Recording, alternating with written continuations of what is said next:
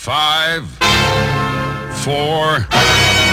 3, 2, 1. They've landed. You're in the right place. Online, on the web, and on air. All over the world. Talk radio. You hear us, we hear you. Good evening, everyone, and welcome to the KTPF Community Talk Show, live from Manchester in the UK.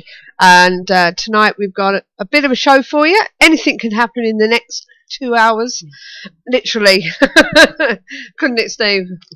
Well, the door's shut, so you won't get the cat jumping up on their desk tonight. And the dogs are not in, so I'm hoping they're going to behave themselves. So, as I say, it should be an eventful night tonight. We have 4 people in the hub with us this evening.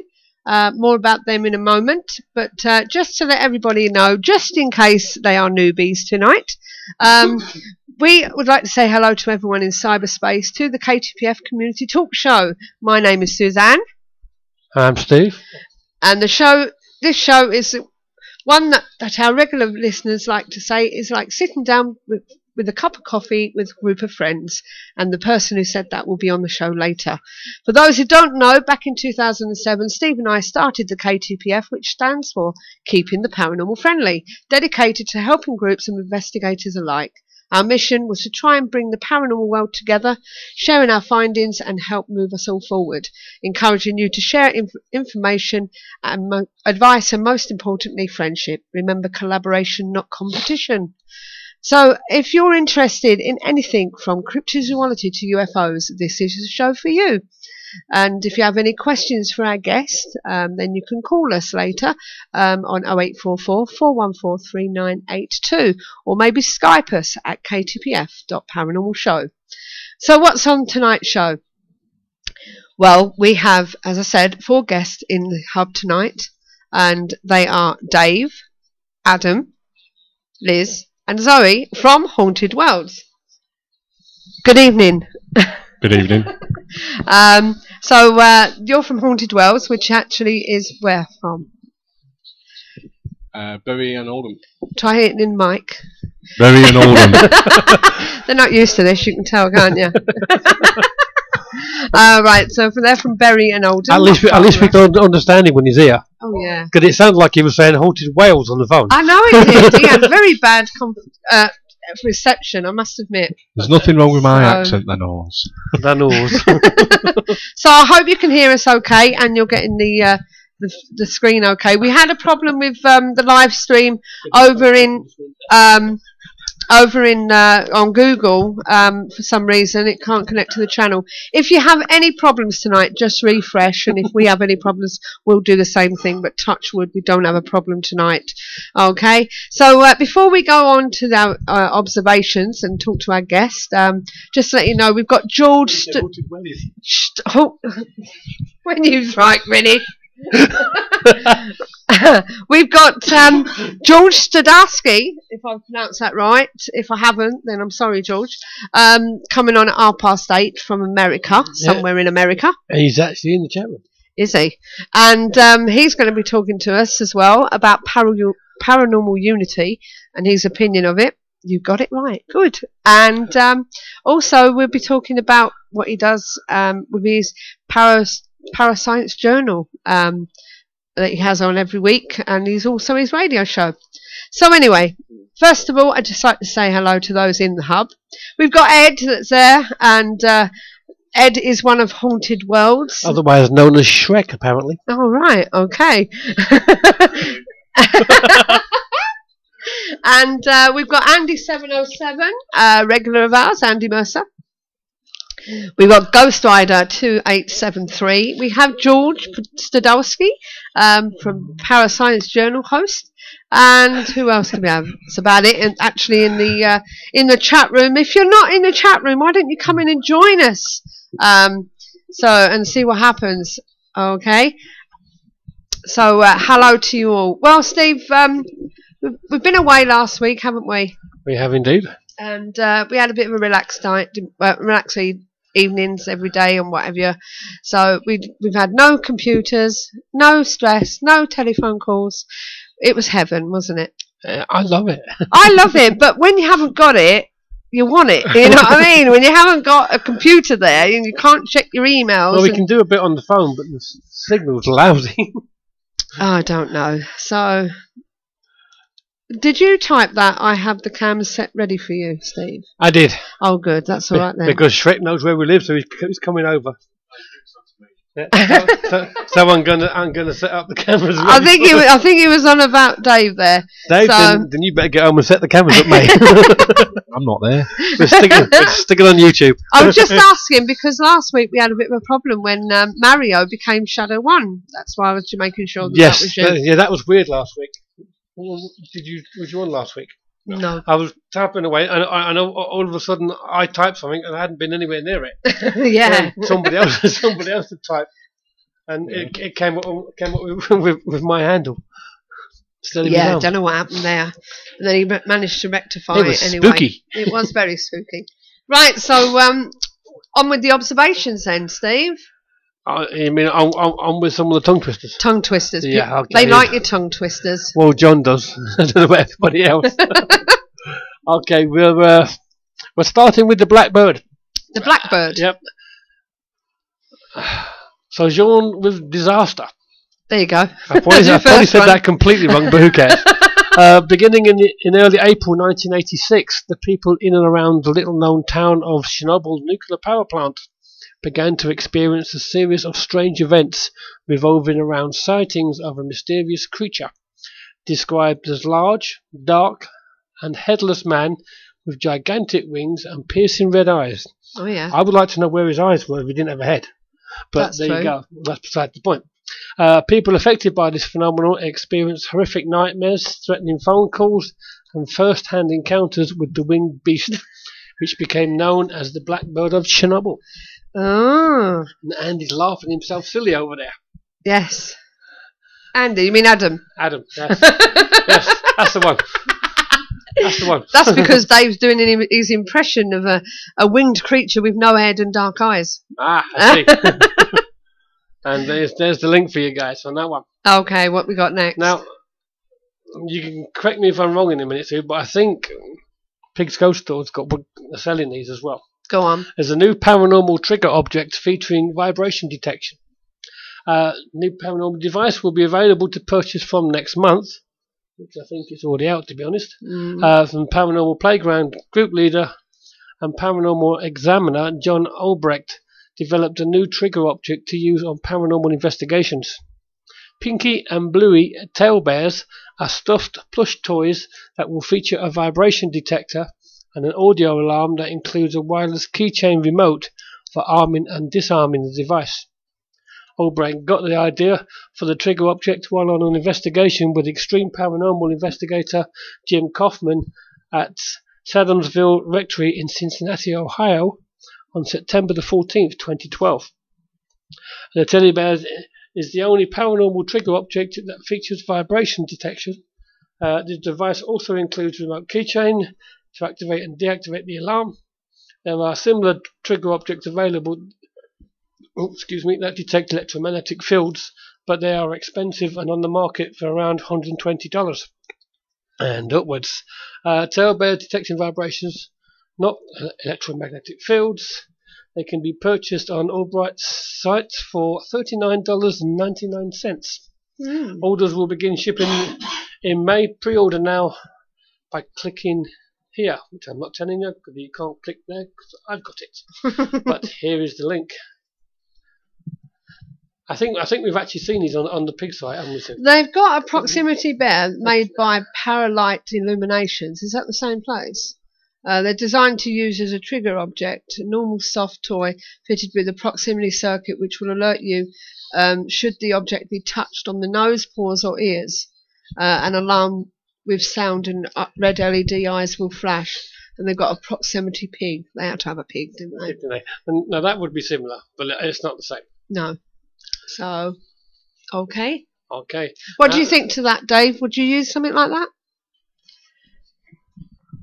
Yeah and no. I I know Liz is nodding at me and she's saying, yeah, we're having one. We're getting one. Yes, we will use them. I think it'd be interesting in areas that you know there's children about. Yeah. Because obviously It's the only time you think about putting them out. Yeah. But we're quite fortunate with the aspects of Adam.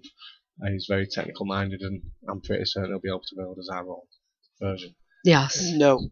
It's just a few flashing lights. There you go. So Ed said it's pink. Dave will have one. Yes, please. Yeah, we'll get our Andy on the case as well. Yeah. Let out the cats. What's next? Right. Raynham Hall. Raynham Hall in Norfolk, England. The one that they say is not haunted. That's the one. Right, okay. It's the most famous for the ghost of the Brown Lady, which was captured on film in 1936 in what is considered one of the most authentic ghost pictures ever taken. Now, to my knowledge, it's the only one that hasn't been debunked as yet. Yeah, but it's the only place I know that when you ring them up and say, we'd like to investigate, they turn around and say, we're not haunted. And yet it's the most famous picture out there. Yeah. The unexplained site describes one of the first encounters with the spirits. The first known sighting happened during the 1835 Christmas season. Colonel Loftus, who happened to be visiting for the holidays, was walking to his room late one night when he saw a strange figure ahead of him. As he tried to gain a better look, the figure promptly disappeared. The next week, the colonel was again come upon by the woman. He described her as a noble woman who wore a brown satin dress. Her face seemed to glow, which highlighted her empty eye sockets. And yet, if you ask, they're not haunted. This link will take you to that particular page, but it will also, if you hit the next button on them, it will also take you to other haunted places around the world. Going back to your teddy bear, George said it would be interesting to field test one. And Andy said, a flashing teddy bear, is this what we're coming to? Yes. You just wait till it sits there with a plastic raincoat and goes like that. Yes. And then we've gone too far. Yes. No, you're not supposed to make one. We should definitely make one of them. What's next? Look. What? Was a ghost spotted during the Irish president's visit to Coventry? Now, I've seen the picture, and there's something green in the picture. Oh, yeah. Telegraph photographer Joe Bailey had quite a shock when he went through his pictures taken at today's Irish president's visit in Coventry. Obviously, it wasn't today. For those images, he found a ghoulish green ghost hanging out behind Michael D. Higgins when the leader was addressing the city's medieval guild hall. The emerald ethereal apparition seemingly goes unnoticed by the gathered great and good, who are all listening intently to the president's speech. A shaken Joe said, I was a little taken back, to say the least. Some in the office are convinced it's a ghost, but I'm not so sure. However, I am surprised I didn't spot it at the time, so who knows. St Mary's Guildhall once held Mary Queen of Scots prisoner within its walls, and has a reputation for being haunted. Regular sightings include a grey lady, a little girl, and a monk. St Mary's has a room known as the Draper's Room, which is rumoured to be very emotional, with people being overcome with feelings of sadness and some even bursting into tears for no reason. The building was built on part of the site of the former Coventry Castle and is considered to be the finest medieval guild hall in the country. They're crying out for the image. I'll give you a link, don't you worry. And you can have a look for yourself. Here we go, I'll do it now for you. I find it interesting that it was the Irish president and you've got an emerald green apparition behind it. Yeah, Andy said maybe it's a pixie. The most famous City Guildhall ghost photograph was taken at the civic event almost 30 years ago when a hooded monk appeared during a meeting of the Coventry Freemasons. Now that picture's there as well, so if you scroll down you can see that. Ed said one of the pictures, I'm assuming he's on about this, one of the pictures even shows a reflection of the image on the floor. Yes, it does seem to actually like the area around itself. Yeah. Self-illuminating, which is always good. Mm. Okay. What's next? How much money you got, Dave? About a tenner. About a tenner. I don't think he'll do it. Okay. Now, the world's most haunted island is up for auction. Dubbed one of the most haunted places in the world, Pavaglia, which was sealed off after it was hit by the plague, is to be sold off to raise money for Italy. A lease of the Venetian island, described as one of the most haunted places in Italy, is due to be auctioned off next month as the Italian state desperately seeks to raise revenue. Pavaglia, I'll say it right eventually, don't worry. A small uninhabited island in the Venice Lagoon, minutes from St Mark's Square, is among 5 private properties, including a castle and a monastery, that will go under the hammer in the online auction to help cut Italy's massive debt pile. The 17-acre island was fought over by the Venetians and the Genoans in the 14th century and still shows traces of being fortified, before it became quarantine station for ships arriving at Venice in the 18th century. After a plague was discovered on 2 ships, the island was sealed off and used as a host people with infectious diseases, leading to legends of terminally ill Venetians waiting to die before their ghosts returned to haunt the island. A hospital for the elderly, which opened in 1922 and operated until 1968, is rumoured to have hosted experiments on the mentally ill, including crude lobotomies carried out by a director who was driven mad by ghosts before throwing himself off the hospital's tower. Looking at the picture of the island and forgetting the paranormal, I would say it's a beautiful place to build a home. Wow. It really does look lovely from the sky shot of the actual... It's a pity us paranormal guys can't all get together and chip in. I'll just speak to my team member Warren. Yeah, well, I think it'll be several million lira, I think. Oh, he's got more than that. Is that Warren, where are you? Can you imagine going to do that and renting it out for people? Yes. Ah. There's another massive building on the road that's up for sale. I can't remember where it is, but that's it the other day, but it's a massive building. Can you get the mic over there so everybody else can hear her? Yeah. Yes. Go on. No, because I don't even know what it's called. Well, just say, but just it say doesn't what matter it was. because somebody on the chat room might know what it's called. Yeah. I was just saying that there's another place in America just off an island that's up for sale. I can't remember what it's called though. It's a massive building. If anyone knows what it's called. Okay. Andy said, looking at the back at the pictures, if you blow up the image and look at the one with the Irish press holding out his hand, the green thing is behind his hand. Yes, it's actually behind him. Well, here's a funny one for everybody. It wasn't funny for the people at the time, but this is funny. Go on. Residents panic after chicken begins talking before it's slaughtered. No, don't chop me head off.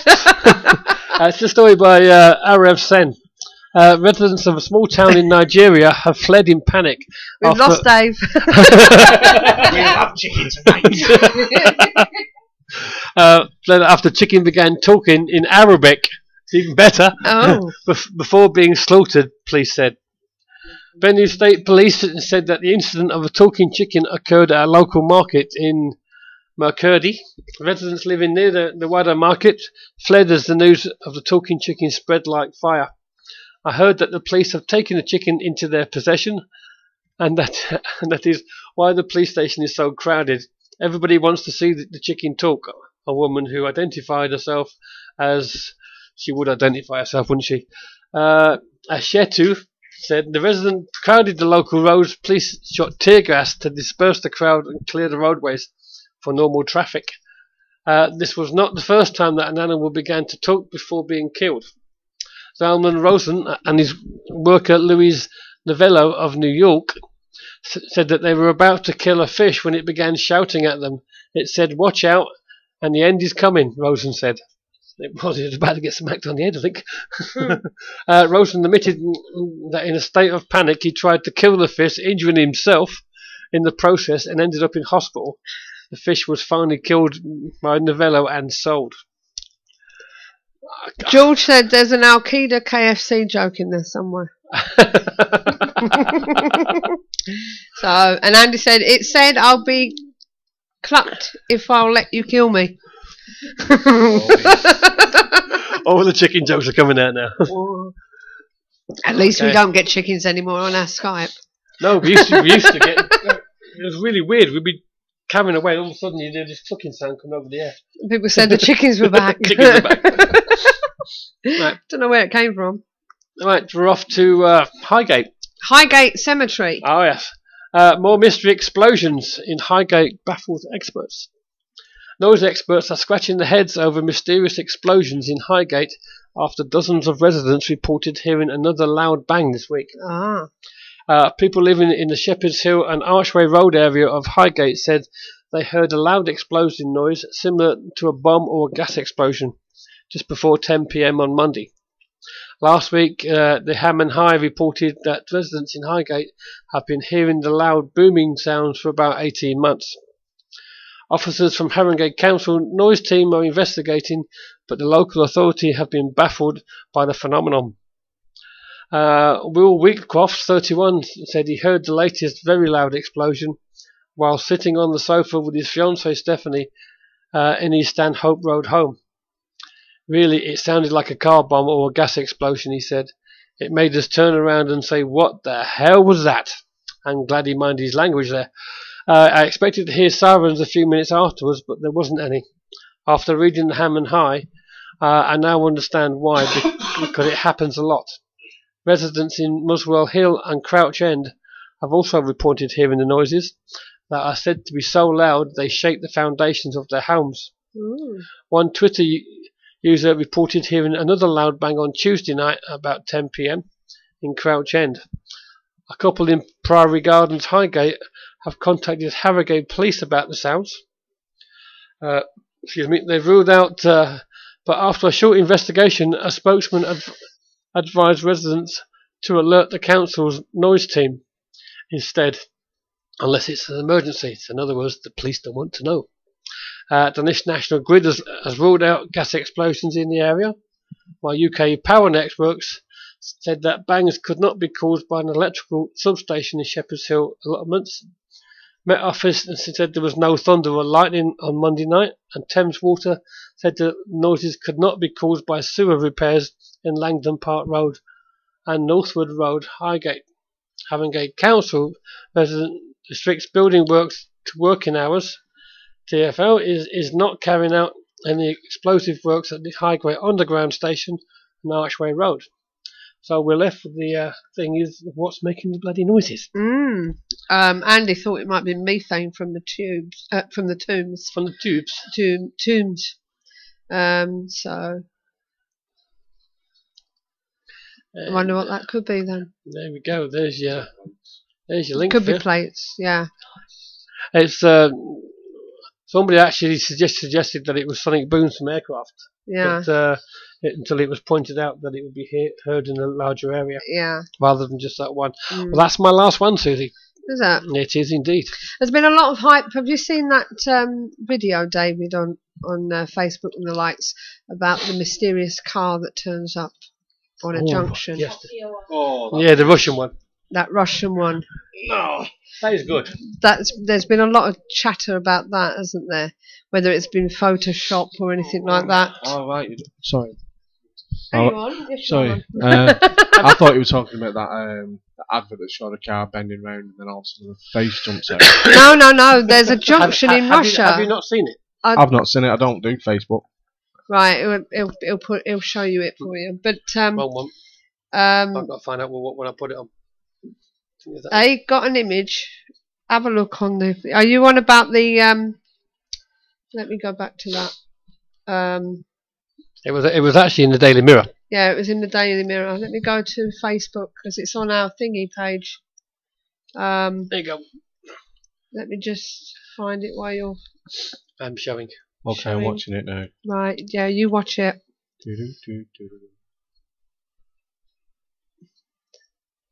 Where did that come from?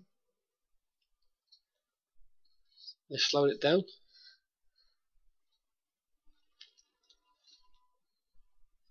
Nothing from over there.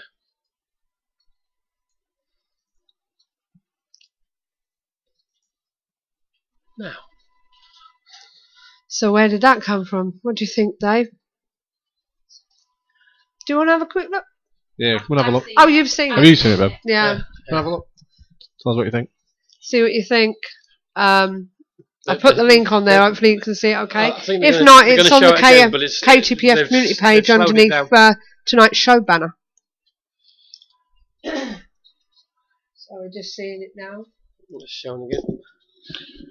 It will move in a minute. Car's waiting to go. And the lights will change any minute. Hang on, let's just play it from back there. It's easier. Okay. It's quicker that side. Yeah. Right, he's just waiting for the light. The lights have changed. He turns left. There you can see everything from this side of the road, so you know there's nothing there. Where did he come from?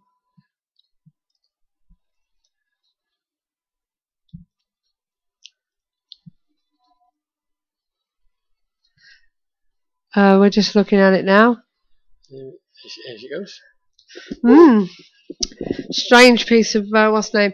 It's the new car from Back to the Future. Marty and Doc just appeared from nowhere. That's what Ed says. Thing is, it's obviously hit it. I mean, it happened because he hit his brakes. Yeah. So something went in front of that car. Yeah. Something fell off as well. So I'd say it was just down to the actual. Could it be a portal? Yeah. So time slip. Time slip. Do you know what I mean? My question on there was it time slip or computer generated? Yeah. Yeah. Well, this is it. I'd have to go with like a Photoshop video, to be honest. Yeah. Yeah. It's just the way it's too obvious. It is too obvious, isn't it? It is. When something falls off the car. It is, but they've done it really good because the car actually brakes. The car actually brakes for it. Yeah. So they would have removed quite a bit of stuff. Yeah. To bring the other one in. So unless the car was coming anyway, and they've removed the bit where you actually see him come over that's the what lights. I'm thinking. Yeah. Removed from the actual. Yeah. If you're watching it from the left-hand side as it comes round. Because I was thinking you're watching for it to come to appear. If you're watching it where it should come from, perhaps you'll notice something different. Yeah, but I was watching there. Was you? Yeah, and nothing comes across from there. So they've taken it out from here. Yeah. Yes, they have. Because if you watch, coming round. Yeah. Talk us through it, Steve. They're coming round now. This is the one that it appears in front of. Yeah, we're watching it slowly. Now, if it comes across there, you'd see it. Yeah. Yeah. Why did he stop? This car. He stopped. This car stopped here. Yeah.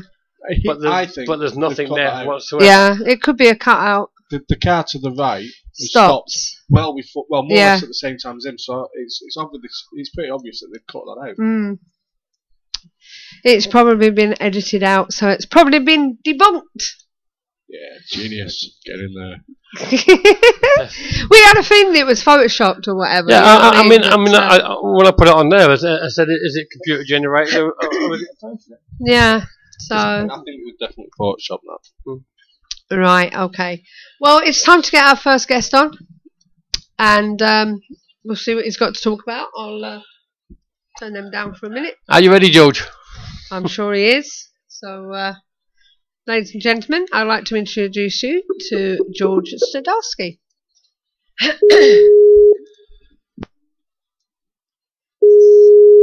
Pardon? No? Very funny. Hello. Hello. All right. Am I getting a delay or something with you, George? Hello? Can you hear me? I can hear you. Oh, good. That's great. Good evening, George. How are you? Good evening. Have you got your cup I'm doing fantastic. Have you got your cup It's fine of coffee? Easter Sunday afternoon here. Oh, is it? What's the temperature's been like? It's actually, it's the warmest it's been in a long time. We had winter right up till last week, so this is, I think, the second real day of spring. So whereabouts are you in the US? Well, we're in a little town called Evans Mills, New York. It's in northern New York. We're about 30 minutes south of the Canadian border, right next to the lake. Okay. And George, you're obviously into the paranormal. What got you started? Well, it's one of those things. I've been interested in, everything that's weird about the world that we live in ever since I was old enough to read. Always reading everything I could about, the Loch Ness Monster, Bigfoot, ghosts, and all this kind of thing. I used to love shows like In Search of, or That's Incredible. There was a show called Real People that over here in America that they had all the strange kind of stuff going on. And like I said, just been fascinated with it. And then about 10 years ago, they started putting these ghost hunting shows on. And this is one of the things I always wanted to do something like that, but I always wanted to do it like they did in the movie Poltergeist. Yeah. I don't know if you remember that. And they had the setup with the cameras and everything there. And I always thought that's what I want to do. And then I grew up and had to get a job. And then, like I said, these shows started coming on, and I would watch the shows, and I would look at it, and I would kept telling myself well, you're doing it wrong. I would do it differently. I would do it I would do it this way. So I started researching it and looking into it, finding out what people were doing, and and then, like I said, trying to do it not so much better, but just maybe a little different. Okay, and now excuse me, my throat keeps going. You run your own Parascience Journal, I believe. Yeah, it's a radio show, an internet radio show, kind of like what you guys do. It's on Wednesday nights at 9 p.m. Eastern Standard Time. Yeah. Here in America, it's on the KGRA network. It's the Global Radio Alliance, and it's kind of exciting with the first radio network to actually have a license with the FCC. Yeah. So we're kind of a new thing, in internet radio. So right. And what's the basis of your show? Well, the basis of the show, what we like to do is, we try to talk to people about using the scientific method.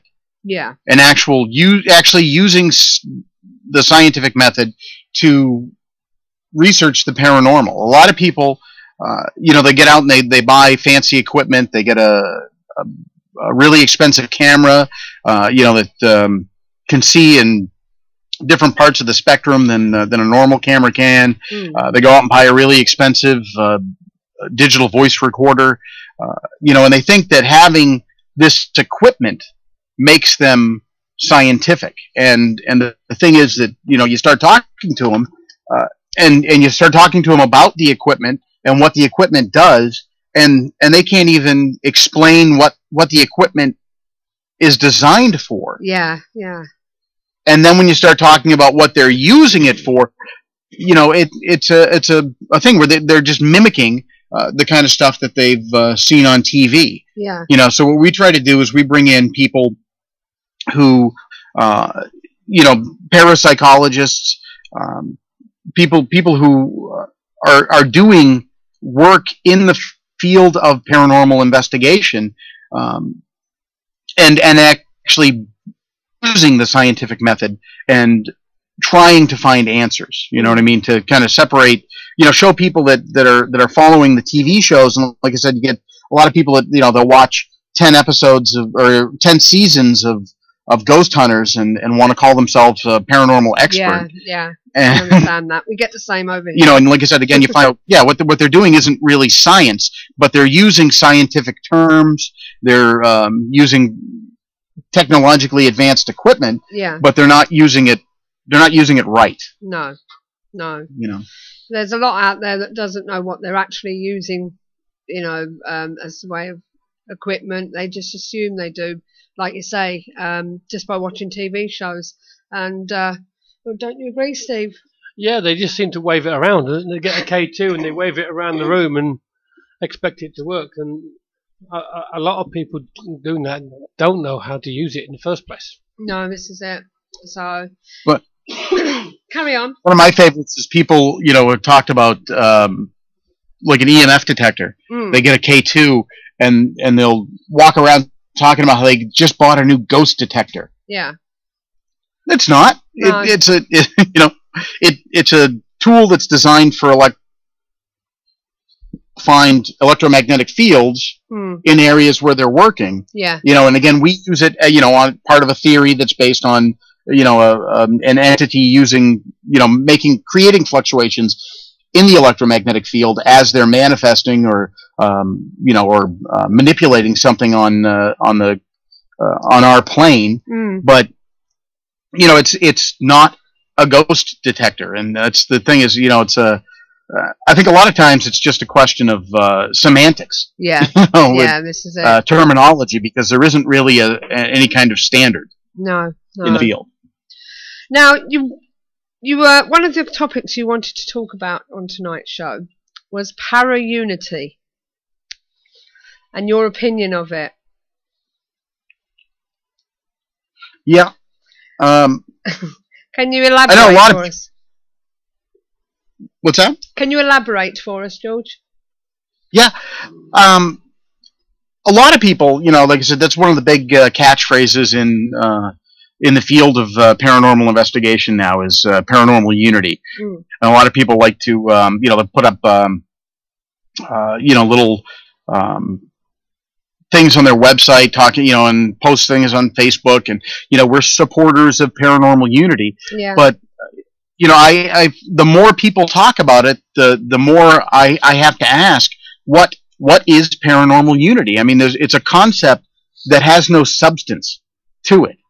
It means so many different things to so many different people that there's no real unifying theme behind it. No. There is no unity in paranormal unity. No, this is the thing. We find that a lot, that there's quite a few out there in England that say that they're into the paranormal unity, and they'll stab you in the back quicker than saying, George Jones sort of thing. So it's really ridiculous. Yeah, I think it's not only unity though. We want people that not only to work with each other, but we need people to share information. I mean, you guys are going to Newsham, yeah? Now we've been to Newsham. Yeah. We've been to Newsham, so if we've got our report down and posted on the KTPF, we haven't, by the way, because we're still waiting for somebody to write it. But you could come back and check our report and go, yes, we got that, and we got it in that area. Yeah. It adds more substance to what we've both picked up. Yeah, definitely. And you might be able to refine some of the stuff that we've got. Yeah. Because obviously we might have picked up on a George, and you might get more to go with that. Or Georgina. Yeah. And it expands what information we can get if people are willing to share it, but unfortunately they're not. Is that the same in the US, George? Are you with us, George? Well, I'm having a little trouble with the audio. Oh, right, so okay. I didn't get more than bits and pieces of that. Sorry, I was trying to work something out. Do you want to repeat yourself? Yeah. Okay, can you hear me now, George? Yeah, that's a little better. Right. I was just saying that it's not just the unity and helping. We need people to post their reports for places. I was saying, no, we've already been to a place called Newsham Hospital, and our guests are going there soon. So they could go and pick stuff up and then look back at what we got, and it can expand because they go, yes, well, we've got that, and we got it in that area. So that just means that, okay, two of us have got the same thing, so it adds more substance to what we're actually getting. Don't you agree with that? Do you agree with that? Well, I think one of the problems is that, there are no standards in the field. So, again, what one group is doing is going to be completely different, in most cases, to what another group is doing. Everybody, they're following the basic premises that have been set out in these television shows. And again, this is the formula that people are using. They're going off of what they've seen on TV. Yeah. But everybody's doing it their own way. Yeah. Yeah. So again, one group is going to go and they're going to do an experiment. They're going to do research at a site, and then when a second group goes in and they do research, they're not doing it the same way. So what they're getting isn't really going to substantiate or disprove what the other group did, because again, they're not doing the same experiment. Yeah. So can we differentiate? Yeah. When you talk about paranormal unity, are you not talking about the buddy side of it? You're talking about the unity of working together. Yeah. That's what you mean, isn't it? I think what he's trying to get is people to work the same way. Work the same way. So when that would more substantiate what people are picking up in the results, because we know that the same controls have been put in place. Yes, right. And it's the controls that make everything work. If you haven't got the right controls in there, you never know that's going. Is it? Okay. Everything's going on me tonight. Even my page has gone on me. So that's why I'm looking at this one. So we're talking about that, are we? To just differentiate the two. We're not talking about paranormal unity as in the backstabbing and stuff like that. Well, again, that's with paranormal unity, it means so many different things to so many different people. I mean, you get groups that'll post some kind of fuzzy video online. People critique it, and then because they're not agreeing with what the group says they think it is, they want to fly the banner of paranormal unity and claim that they're being cyberbullied. You're just picking on us. You have to accept us for who we are, and you have to accept our evidence, as evidence. And the thing is that's not the case. Yeah. That'd be like, somebody posting a scientist posting a paper in a peer-reviewed journal, and then, when somebody else says, well, this is what we found, when we did that experiment, and then, having that scientist, go, na boo boo, I don't have to listen to you. And you know what I mean? It just, there's no, I don't know. It just seems like an umbrella term that people use to protect themselves, and they're trying to force themselves onto other people, onto other groups.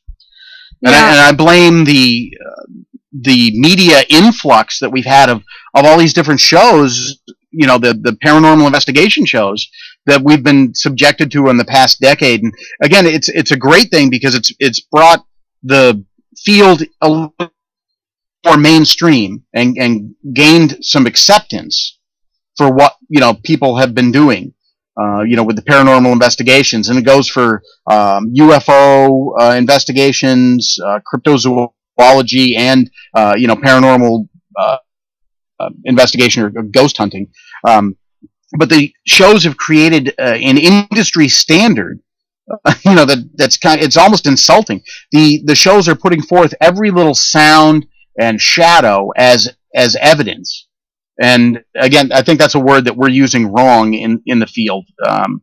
But the stuff that they're showing, that again, every little thing that they find, they're calling, evidence of the paranormal. And that's not even counting the stuff that they're straight out faking, and I think the result is like women who are constantly being shown an unrealistic body image in the media, paranormal investigations and ghost hunters are being shown an unrealistic level of results. And then these viewers go out and they mimic what they saw on TV, which is again not true scientific inquiry. And then they use these same noises and shadows to prove that they're doing something worthwhile. Yeah. You know what I mean? They feel like they have to have a big pile of evidence to be considered a real paranormal investigation team. And I blame the disposable world that we live in that creates this need for instant gratification, because people, a lot of scientists, they'll work on a theory and they'll do research for years before they have any results. You know what I mean? And and we get out there and we want to have something every investigation, and it doesn't always work like that. David, what do you think? Well, Ed's basically said on the what do you call that, the chat in the chat room. Problem that we've always found with when You might have to talk into it.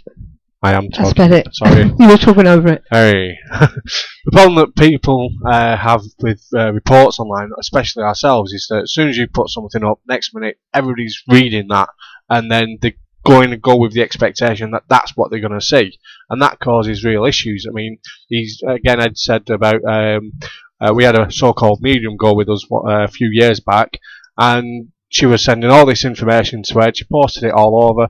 She even demanded proof from us that she was right, and yet she posted everything from the wrong building.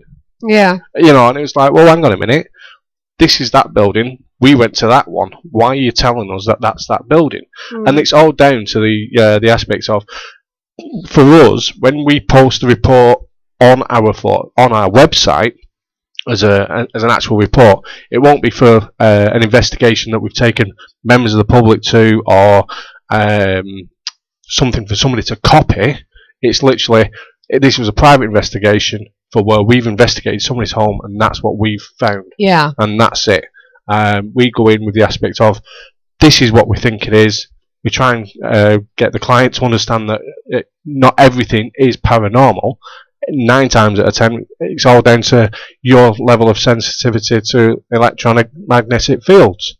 And it's been proven to some degree that everybody's different with regards to that, and everybody treats it as, oh, there's a ghost, and it's like, whoa, hang on a minute, take a step back and look at what the facts are. Yeah. With this particular house we did, there was EMF field throughout the house, and it was just so weird because it was just unnaturally in the bedroom across the bed, so it's quite obvious that that was his side of the bed. I even told him he sleeps on that side, because it was the fellow who lived there that was having issues. She turned around and she goes, yep, Andy started drinking more. Well, there you go, sorry, but let's move him to the other side of the bedroom, see what happens. He slept like a baby. So there's obviously, he was sensitive, or something was happening to the connection of the EMF. Yeah. Yeah, because it can obviously affect you, this EMF thing, can't it? And people don't realise that. Don't you agree, George? They don't realise how much EMF can affect you as a person, and they just feel as though it's something that they need to have with them when they're ghost hunting, so to speak. George? Yeah, I'm having a hard time with the audio. Yeah, I gathered that. I apologize. So, but as I say, go on. Right. Go on, carry on. Can you hear me, George? Yes. Yeah. A lot of the problem is that again with the paranormal unity, that there are groups that are trying to create something, to give a name, put some substance behind the name Paranormal Unity. Yeah. I know that you have groups like what is it? The Association for the Scientific Study of Anomalous Phenomenon, or ASAP. Yep. Yeah, ASAP. The Society for Psychical Research. Yeah. Is and those are and then you get over here the American Association of Paranormal Research. Mm-hmm. These groups have created something, trying to create kind of an industry standard for but and there's a lot of smaller groups, little fledgling groups that are out there. The Society of Para-Analytics Research and Collaboration. It's SPARC, SPARC, and they're out of Oregon. They're trying to actually create a database of information from paranormal investigations to see if they can come up with a way to actually predict, figure out what circumstances create, the proper situation that you need for a haunting or for an apparition to form, and maybe even predict, when it's going to happen in the future. Yeah. That's what they're hoping to do. But there's a group called UNI Research. It's UINI Research. They're out of Scotia, New York, and they're also trying to create a kind of an umbrella group, basically, that other groups can be a part of. Yeah, there's been a talk to over create here. unity. Yeah, there's been talk over here about monitoring paranormal investigations, wasn't there, Steve? Having a body, an overall body of somebody to be there to regulate, paranormal investigators. What do you think to that? Well, I think one of the problems. That's one of the reasons that these other groups never, they don't do well, because, again, I think it's part of the media influx that we're subjected to. Yeah. Everybody wants to get their own show. Everybody wants that contract. You know what I mean? So you get all these groups that are coming out, and they're more gimmicky than they are anything else. There's a group in Southern California that investigates in the nude. You have all girl groups. There's a bunch of those out there. You got paranormal cowboys out there. You know what I mean? This is how they're selling themselves. Yeah. And you see some of the shows, the paranormal rednecks and whatever. And everybody wants their own thing. And I think that's one of the problems, is that nobody wants to give up their television ready identity to be a part of another group. So again, having somebody come in and regulate your investigation, I don't think anybody's going to go for that. No, this is it. Yeah. And that's another thing, is that people. There's a big thing, and I don't know how it is in the UK, but here in America, there's a big movement, I guess, in the field that everything should be free. You shouldn't be charging or making money, and the thing is that time is money. Yeah. And if I go and I go do a workshop somewhere, that's my time. It's time that I spent getting ready for it, to share what I know with people. It's time that I'm spending showing people. It's gas to get there. It's electricity to run a projector, and the equipment costs money if you're going to do any kind of presentation. It makes sense to at least be able to break even. Yeah. And again, people have this thing. Well, if you're making money off it, then it's not real investigation. And honestly, what do you think scientists do? That's how they make a living. Yeah. They get grants. There's a lot of research out there that's trying to get money to do their research. So people do need money when it comes to the research side of it. But we ourselves, we charge, but it's a non-profit thing. We don't charge. We don't pay ourselves to do the job. We just get enough money to pay for the investigation itself. And I assume Dave does the same thing. You're not profit, aren't you? We've all got costs end of the day. Yeah. End of the day, if it's going to cost you £200-300 to go somewhere, you want to make sure that that's covered. Yes. And so you try and cover that. If by selling places to go with you on an investigation makes you a little bit of money, I don't see any issue with it, because at the end of the day, like George just said, you've got to. It's your time, it's your equipment. Yeah. You've got to provide that. So why not make a little bit of something to make sure that you can certainly on the way there get something to eat, on the way back get something to eat. Make sure your fuel's paid for. Yeah. When we're doing Newsham, it's actually cost our team roughly about £200. But we want to do it. It's one of them. It's like we're not bothered about making money as long as the place is covered. If we make something, no problem. Well, nobody's got any issue, but nobody's getting ripped off. No. It's like, see, on Newsham, it's like, there's some websites at £69 per person. That's being ripped off. Yeah. We've got 4 places. We're happy to allow 4 people come with us, and it's £35. Yeah. But that's just to make sure we're covering for our £200 loss. Yeah. It's not to make money. It's to make sure we're not spending or losing money. Yeah. That's what we do it for. Yeah. It's all come out of our pockets. We all work. Yeah. Yeah, and this is we've got to make sure that the amount of equipment we've got, if we lose it or we damage it, we've got to pay for it. Yeah. Yeah, and fair enough. Some people have got the insurance that will cover it.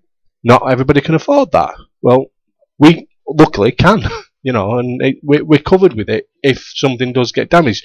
But if somebody steals something, which we have had on more than one occasion, torches, which doesn't sound a lot of money, but a £35 torch disappearing, it's like, well, why should we?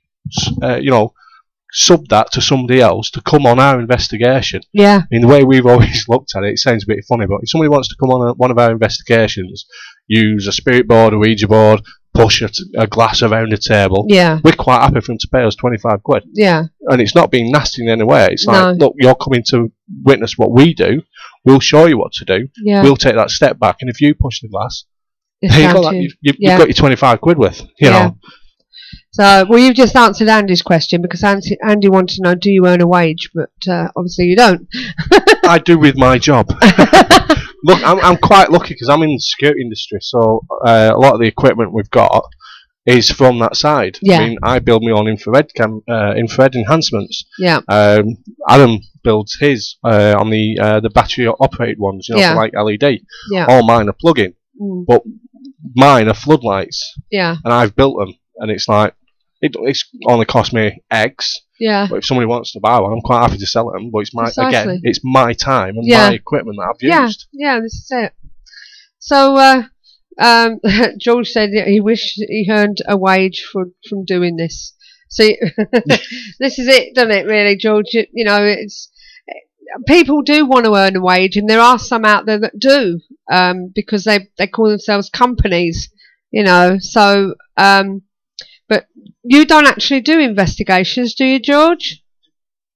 Oh, yes. Yeah. I have a group called Excelsior Paranormal. Oh, right, yeah. And I'm also a member of Region 7 Paranormal, which is in central western New York. Right, okay. And how do they work? How do they work? Well, we don't do the investigations. Again, it's a... I wouldn't call it. It's not established as a non-profit legally. Yeah. But as a group, we don't charge people to let us come in and perform our research. You know what I mean? We would take donations if anybody wanted to offer them. We don't offer any kind of services, any kind of cleansing, or any kind of we don't promise to get. We're not ghost busters. You know what I mean? We're paranormal investigators. So we're not going to promise you that we can get rid of a ghost or anything like that. We're just coming in to look at investigate the stories that you have of whatever experiences that you had in your house, your home, or in your whatever location you're at. So we don't charge for services, but we like I said, if somebody wants to throw us a little gas money or something, well, this is it. Yeah, we're not above. We're not above saying no to that. This is it. So, where would you like to see paranormal investigating going? What would you like to see, George?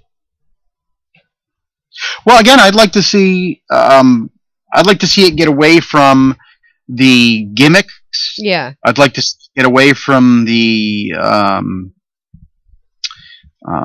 thrill-seeking aspect of it. And, the thing is, there's got to be a payout. Yeah. If you're going to put all this effort and this time and this energy into doing something, you got to get something out of it. So, there's got to be some type of payout. And I enjoy, again, I love the history. I love, seeing new places, going, the travel that's involved with it. I'm a big fan of architecture, so every time we go into a new building, I'm fascinated by that as much as the aspect of doing the investigation. So there's like I said, there's got to be a payout, but the people that are going into it that are looking just for the scare, that whole what's that whole thing. When you get with a group and that they say, if that's their the catchphrase, you hear that more times over the course of an evening than anything else. I think then generally there's that kind of tells you what they're there for. But I would like to see it get away from the scientifical, I think is the term, scientific or science-y aspect of ghost hunting, where people, like I said, they want to claim that they're doing science, and they use scientific terms, and they have scientific equipment or technologically advanced equipment, and they want to claim that they're doing science based on that. I don't. I'd like to see us get away from that and actually move into doing real science. Yeah. Using the scientific method, coming up with experiments that other people can do also. Yeah. Not just sitting in a room with an EVP, with a DVR, a digital voice recorder, trying to capture an EVP, but actually, building an experiment around. Like we go around and we're using EMF detectors trying to catch fluctuations in the electromagnetic field. Yeah. Well, have an experiment, an actual experiment that you can do that'll tell you something, not just have you running around a room trying to catch a fluctuation in the trying to get your K2 to light up. Yeah. This is it. But people do like the gadgets, don't they? I must admit, they do like seeing things go off and what have you. But that's the members' side of it, the customers' side of it, aren't it? They've seen it all on the TV, and that's what they want. They want to get in and do this. But I do agree. I think really and truthfully that there should be, everybody's or most people are looking for an answer to see whether there is anything there, if there is any spirits around. And I don't feel as though there are many people out there that's finding that particular evidence. They're just assuming that they've found something because they've had rap-ins and stuff like that. It's just way people talk about it sometimes. It's just that impression I get, or we got this the other day, but did you find out who it was? Have you collaborated who it was? Can you actually say that it's that person? That's the thing. There's not a lot of people. There are some people that do it, but there's not a lot that really go into the history side of it and research what they've picked up. Do you understand what I mean? They'll just say, right, we're going out, we're doing this, blah blah blah, and take it from there. And then that's it. They've done the night. They're not interested after that. Yeah, we had a great night. We had Knox bangs. We saw a mist. Yeah. And that's all they're saying. Yeah, they got their shadow moving across the camera. They got their EVP that sounds like somebody saying "get out," or it could be somebody saying, "Hey, welcome to the welcome to the asylum." Nobody's sure, but everybody hears something different. But they got it, and that's all that matters. But this is it. There's nothing. I've seen that you're talking about the research. And this is again it was on a TV show, one of the shows that's out there. Yeah. The individual had a flask, and the flask had an initial on it. Yeah. And they went through this huge, long They researched the site until they could come up with something. Yeah. And the story that they had pieced together was like jumping stones across a stream. Yeah. It was a leap from each point in their historical research. It was such a leap from each point one to the next that by the time they got to where they were going, it really had nothing to do with where they started from. And I'm like, that's that's not historical research. That's you're guessing at this. You're not, you haven't proven anything. And they're like, oh, so this flask belongs to this person back here, and this is how we. No, you can't. And they're talking about it like it's fact. Yeah. And I think that's one of the biggest things that, again, with the theories that we're working with, none of them have been proven. No. The theory of evolution, it's been proven because, we have seen the adaptability of nature. Yeah. In the course of the time that we've been able to record history alone. And then, we've done, research past that. That is an accepted theory because it's been proven. Yeah. None of the theories we're working with have been proven, but people walk around talking about them like it's fact. Yeah. Like it's, this is the way the world works. And it's just not the case. No. And that's, I think, one of the problems is that people go into things assuming ghost. And then they use whatever they find to try to prove their point. Yeah. Yeah, there are people out there. We need to get away from that. Yeah, we do need to get away with that. Don't you agree, Dave? Yeah, there was. We had an incident We had an incident a couple of years back, where we got asked to go out to this location by this guy's. His house was meant to be haunted, and we got there, and his EMF again was absolutely fluctuating all over the show. It was that bad. It was horrible. You couldn't be in the room for that long, to be honest, or even in the actual house. And the really weird bit was he had like 50-inch TVs all over the house, and it was like, well, hang on a minute, you've got all this electric in here, you're using all this, you're using that, and he just did not listen to us whatsoever. And yet he asked us to go out, and it's like, how can you turn around to us and say, oh yeah, it's all this, it's all that, when you've not had anybody check it out? So as I said, we went down, we checked it out, we come aware, basically telling him, to sort his electrics out, you need to do this, you need to do that. Did nothing at all. But 2-3 months later, he's back on to us, oh, this is happening, that's happening at my nan's house. Right, okay, we'll come out and have a nosy. So we went out, again, all at our cost, all at our time.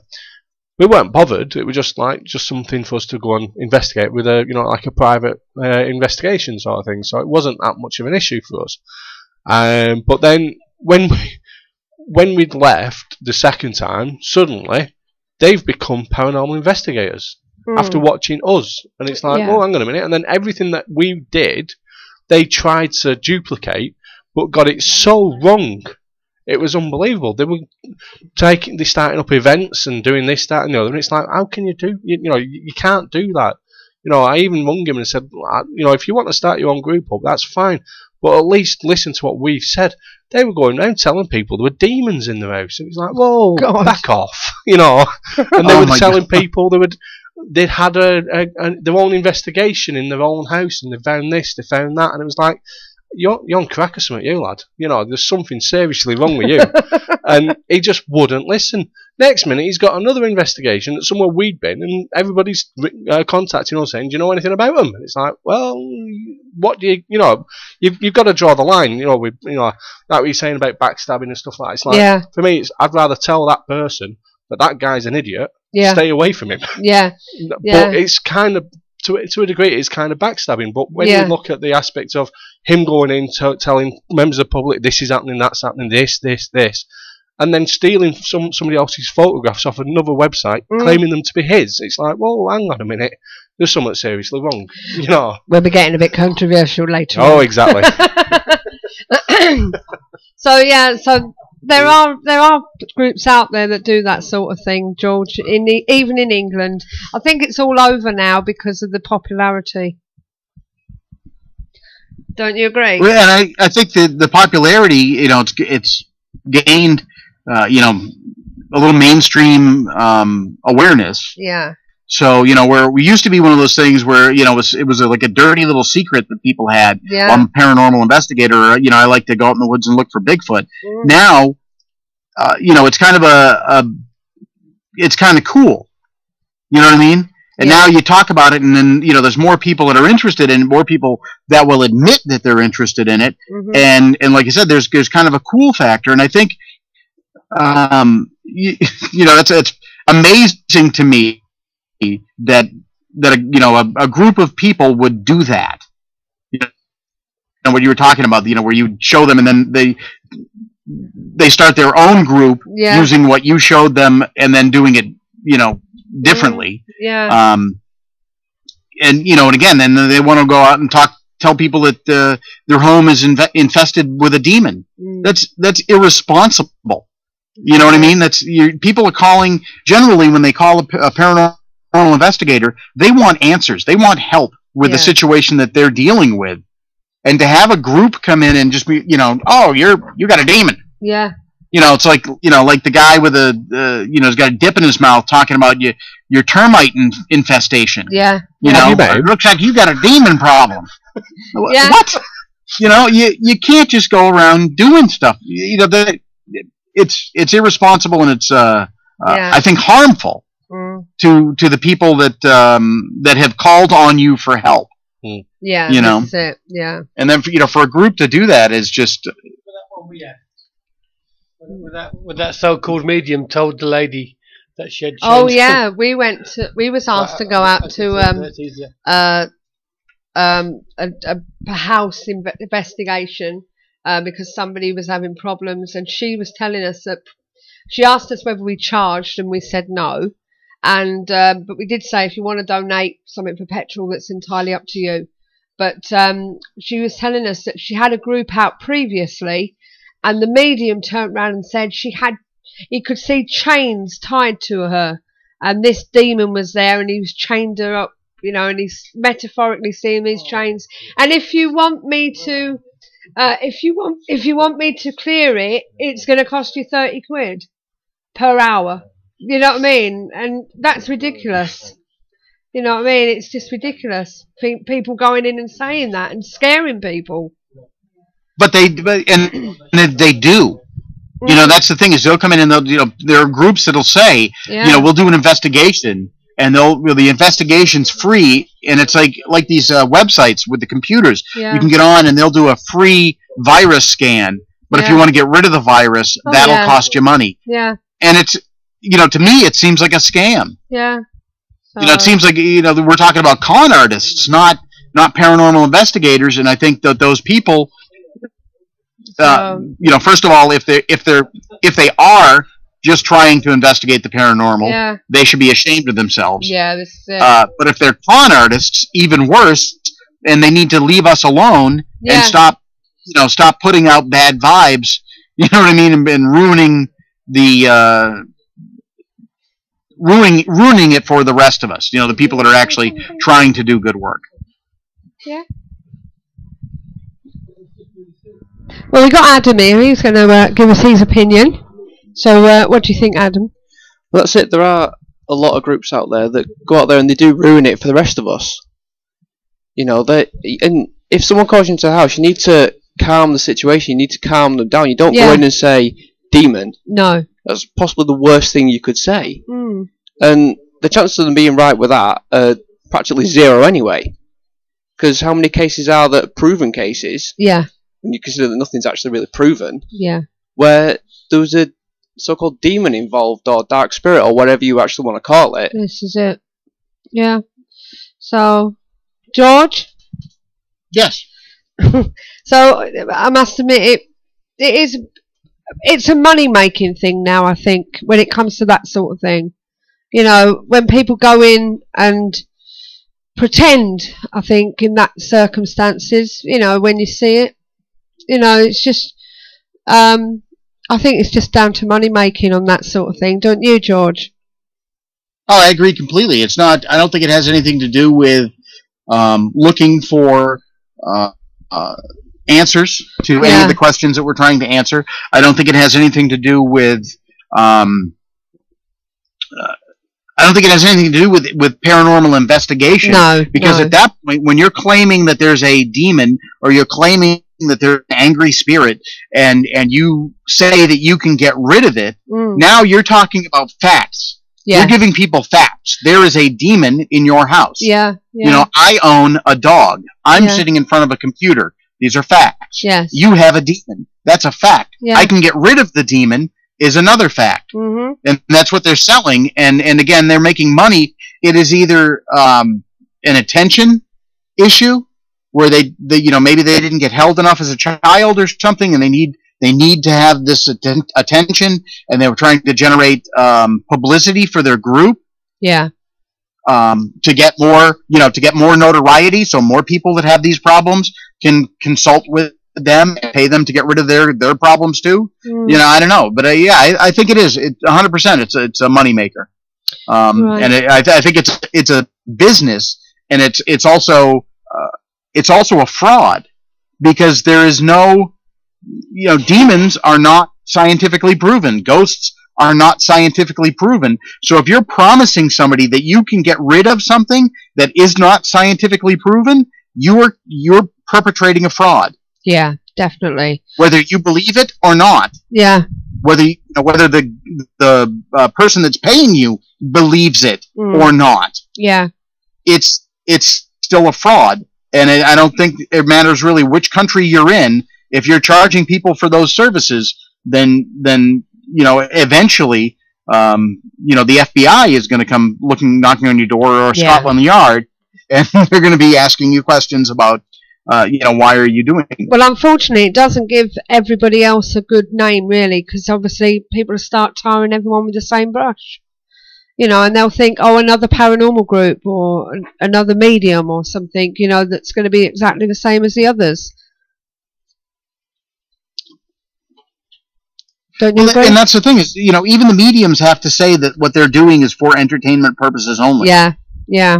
As a legal disclaimer, because, again, there's no scientific proof that they can do what they can do. No, this is it. So they have to say that, whether they believe what they're doing is real or not. Right. And that's, again, the same thing with this. And if you're planning on charging somebody to get rid of a demon, and on the contract somewhere it says, services are for entertainment purposes only, this is it. I don't know. Well, George, can you just remind us again when your show goes out on air? Well, we're live Wednesday nights. It's 9 p.m. Eastern Standard Time. Mm-hmm. And that's on the KGRA Radio Network. It's kgraradio.com.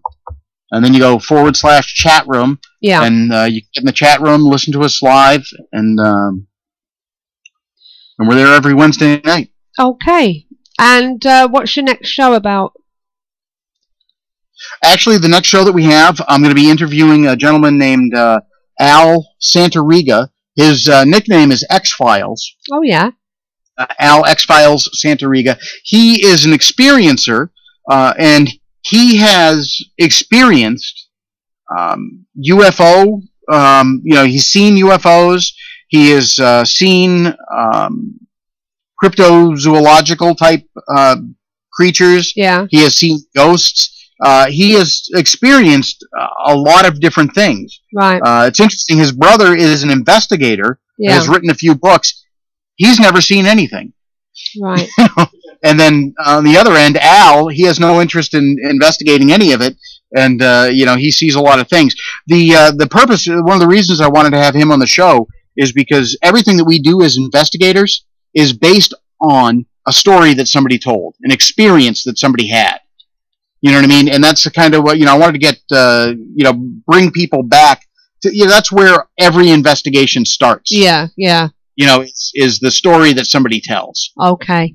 Well, thanks very much, George, and hopefully see you in the chat room a lot on the show when we go live. I'll be here as often as I can. So thank you for being a supporter of the KTPF, and hopefully speak to you soon. Oh, well, thank you for having me. No problem, my love. You take care. Ta-ra. Bye. Bye. Well, that was George Stadalski. Very interesting conversation. Steve, just trying to check out on the dog. We've got a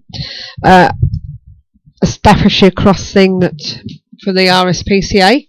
And would you like to say that again? That looks like a terrier. It doesn't look nothing like a terrier. I told you that. They said to me I was having a terrier, but it looks nothing like a terrier. I tell you, it might be a terror because I hate to think what it's doing in the other room. But, but never they all mind. taste the same on a sandwich. I don't know. Right, now, what I'm going to do now, ladies and gentlemen, I need to refresh my live stream, to be honest with you, because it's gone weird on me, and I don't know whether to carry on with it as I am, or whether to just watch what I'm doing on the laptop, but I'll blow it. We'll just carry on as I am. If it does go off, then I'll have to refresh it. Don't forget, if I think when it went glitched earlier on, it seemed to have stopped my chat. But as long as you can hear us, that's all that matters. Right, what we're going to do is we're going to have a little break anyway, and we'll come back in a moment with Paranormal Events for You. The Paranormal Intelligence Gathering Services Ghost Store is a one-stop shop for all of your ghost hunting gadgetry needs. Run by ghost hunters for ghost hunters, the shop is filled with all of the latest in investigation equipment, shipped in from all around the world, from high-quality digital dictaphones to EMF pumps, infrared illuminators to laser grid pens, CCTV equipment to data loggers. All of our equipment has already been imported, so you can buy it safe in the knowledge that there will be no hidden costs. And with our postage promise, you'll never pay more than the actual postage price. So visit www.the-pigs.co.uk/ghost store. That one. That's the one I'm on. Right, my mic's just lost its battery, so I'm on this one now. Just to let you know, it's not a mass exodus. Well, it is, really. They've all gone out for a cigarette break. So what I'm going to do while they're gone, I'm going to let you know what's... give you a rundown of what's going on in the paranormal news. So that's what's coming next. We've got all the news right here. Don't go away.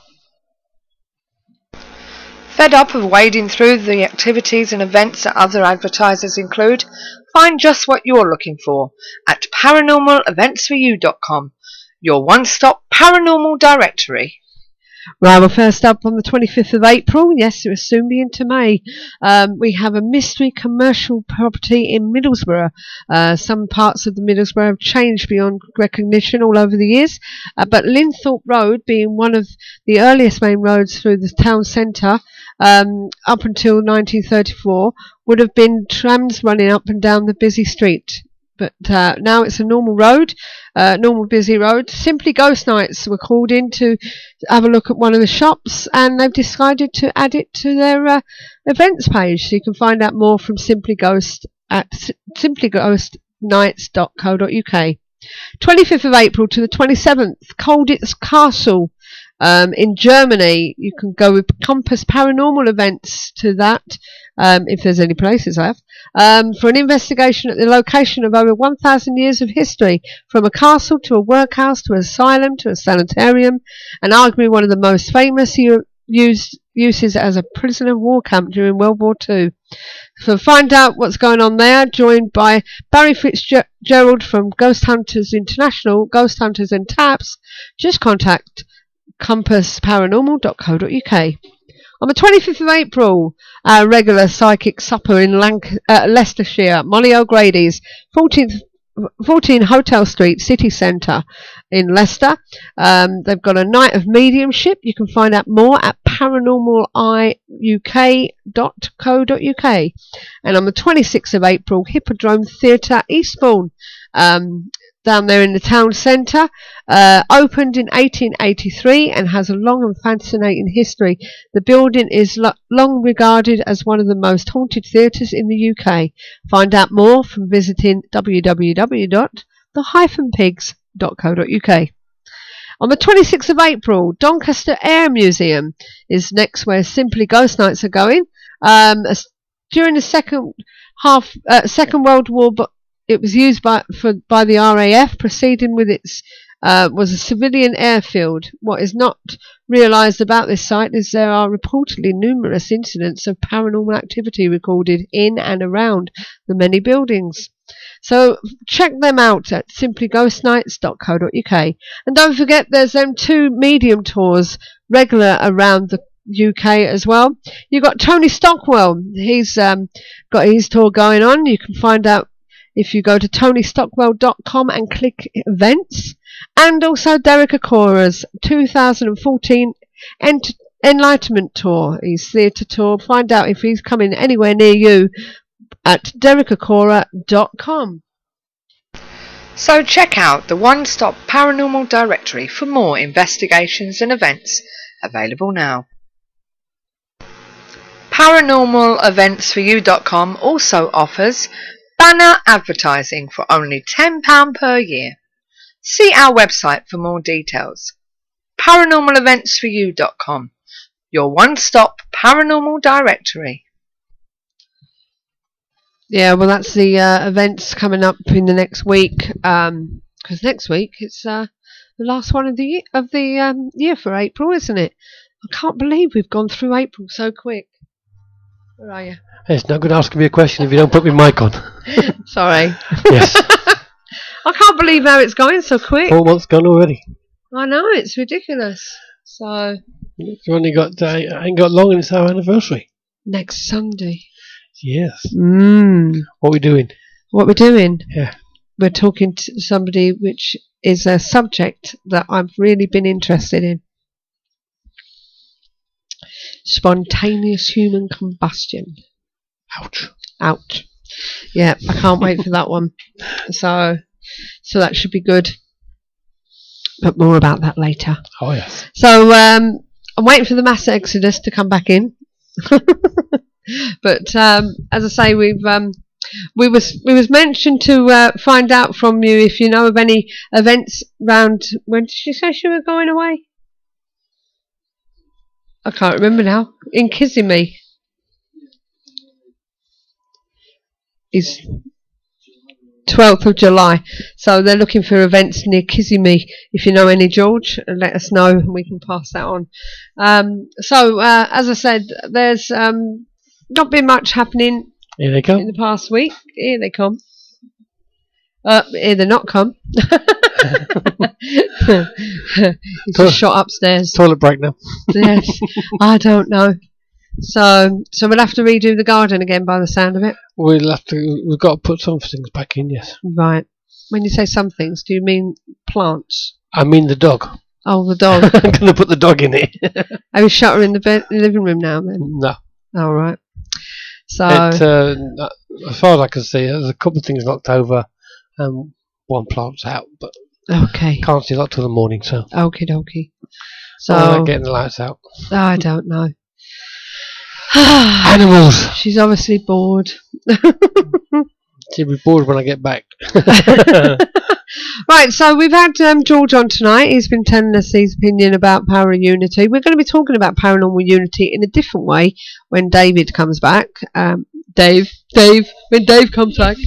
Right, Sue. Yes, dear. Ed would like to know where's your favourite place to investigate? My favourite place? Yes. Oh, God. My favourite place. I suppose it's got to be Morecambe Winter Gardens. It used to be the Golden Fleece in York because I went there every year. But I think Morecambe, really. I like Morecambe. Yeah, we were fortunate to be the first to actually do a proper investigation there, yes, wasn't we were. Right. So Dave's back. Ed wants to win a bet. Win a bet? Yeah, without reading on there. So no cheating. Where's your favourite place? He won his bet. Sawston Hall. Oh, right. Do you want to give him the mic so he can talk? Sawston Hall. What we won, Ed? Sawston Hall in Cambridge. Unfortunately, we'll never let anybody in again. But we were quite lucky. Quite a few years back. I think it was 2005, possibly earlier. We basically got asked by another group. I can't remember the name. They said, do you want to do this? It's only teams only and all this lot. It's like, yeah, sure, no problem. Was it a local group down there? No, I don't think they were local to that area. I don't think they were. I may be completely wrong. Because I know there's a group down there called WTF. Like, what the? No, it weren't them. No, I'm talking some years back. I mean, they may not even be going. I can't remember. Ed knows them. Yeah, they were for Cambridge. Thanks, Ed.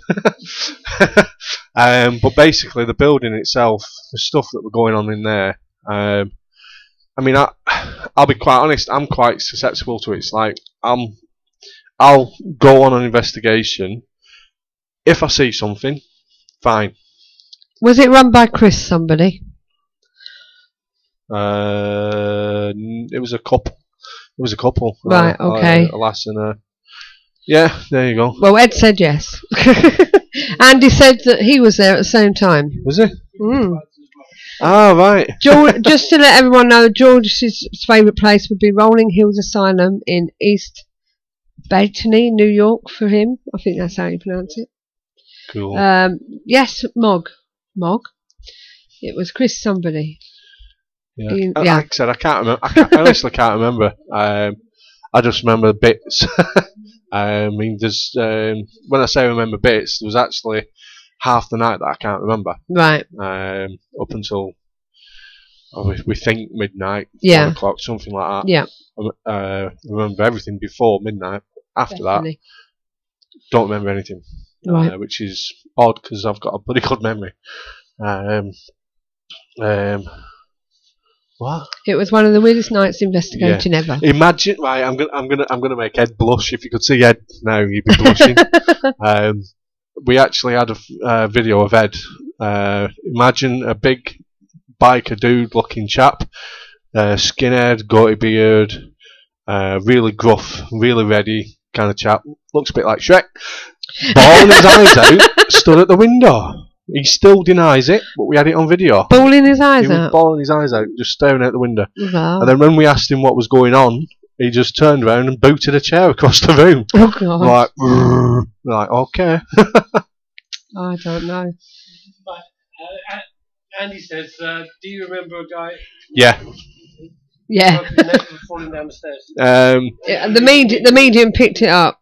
Do you remember the medium? Who That picked is it up? quite odd that you say that, because for about an hour or so, Ed was walking around the place, following somebody with a broken neck. He said he just kept following this old fella, just wandering around. He said he knew he weren't there, but he just kept following the fella. Is that a medium? No. Oh, right, okay. Far from it. He's an extra large. Okay! No, Ed's oh, you were the medium, was you, Andy? Andy said he was the medium. No, it wasn't with us. Yeah. Because basically, it was all the teams. Each I think there were 10 teams that were allowed in over a certain amount of nights, and each team was left alone to do whatever they wanted to do. I see. But it was the most bizarre event. It wasn't even an event. It was the most bizarre investigation we've ever done. Right. I mean, we had some really odd stuff. I mean, at one point, I went in to ask for a camera, and I was told to cough. I said cough. I was being polite. Yeah. Went back into the room that I was investigating, and the 2 people that I was with, I told them what was said. Went to the windowsill, wrote down 2.5 pages on it of A4 paper of what I was feeling in that room. About 10-15 minutes later, Ed come in the room, had a go at me, saying what was all that about, and it was like, what are you on about? I come in and asked for a camera, and you told me to cough. Cough. So I did. Do one. And he said, well, no. He said, what you actually did was you flung the door open, growled at us, and then slammed it shut. It was like, no, I didn't. He said, yes, you did. Everybody saw it. I've just followed you in. So, like, you couldn't have just followed us in. I've been here for 10 minutes. When we actually checked our watches, my watch was a different time to Ed's. It was literally about 10 minutes out. Right. Which was really odd. He's saying you're lying. But I just want to say see you later to George before we go. See you, George. Before we carry on. Enjoy your Easter dinner. Happy Easter, George, and thanks for coming on, darling. Merry New Year. Merry New Year. Right, so that was George. As I say, so let's talk about yourselves now. Now, you're going back. When did you first start doing paranormal investigations? Was you part of a group, or did you start a group first? No, I mean, me personally, I did an incident when I was about 8 years old.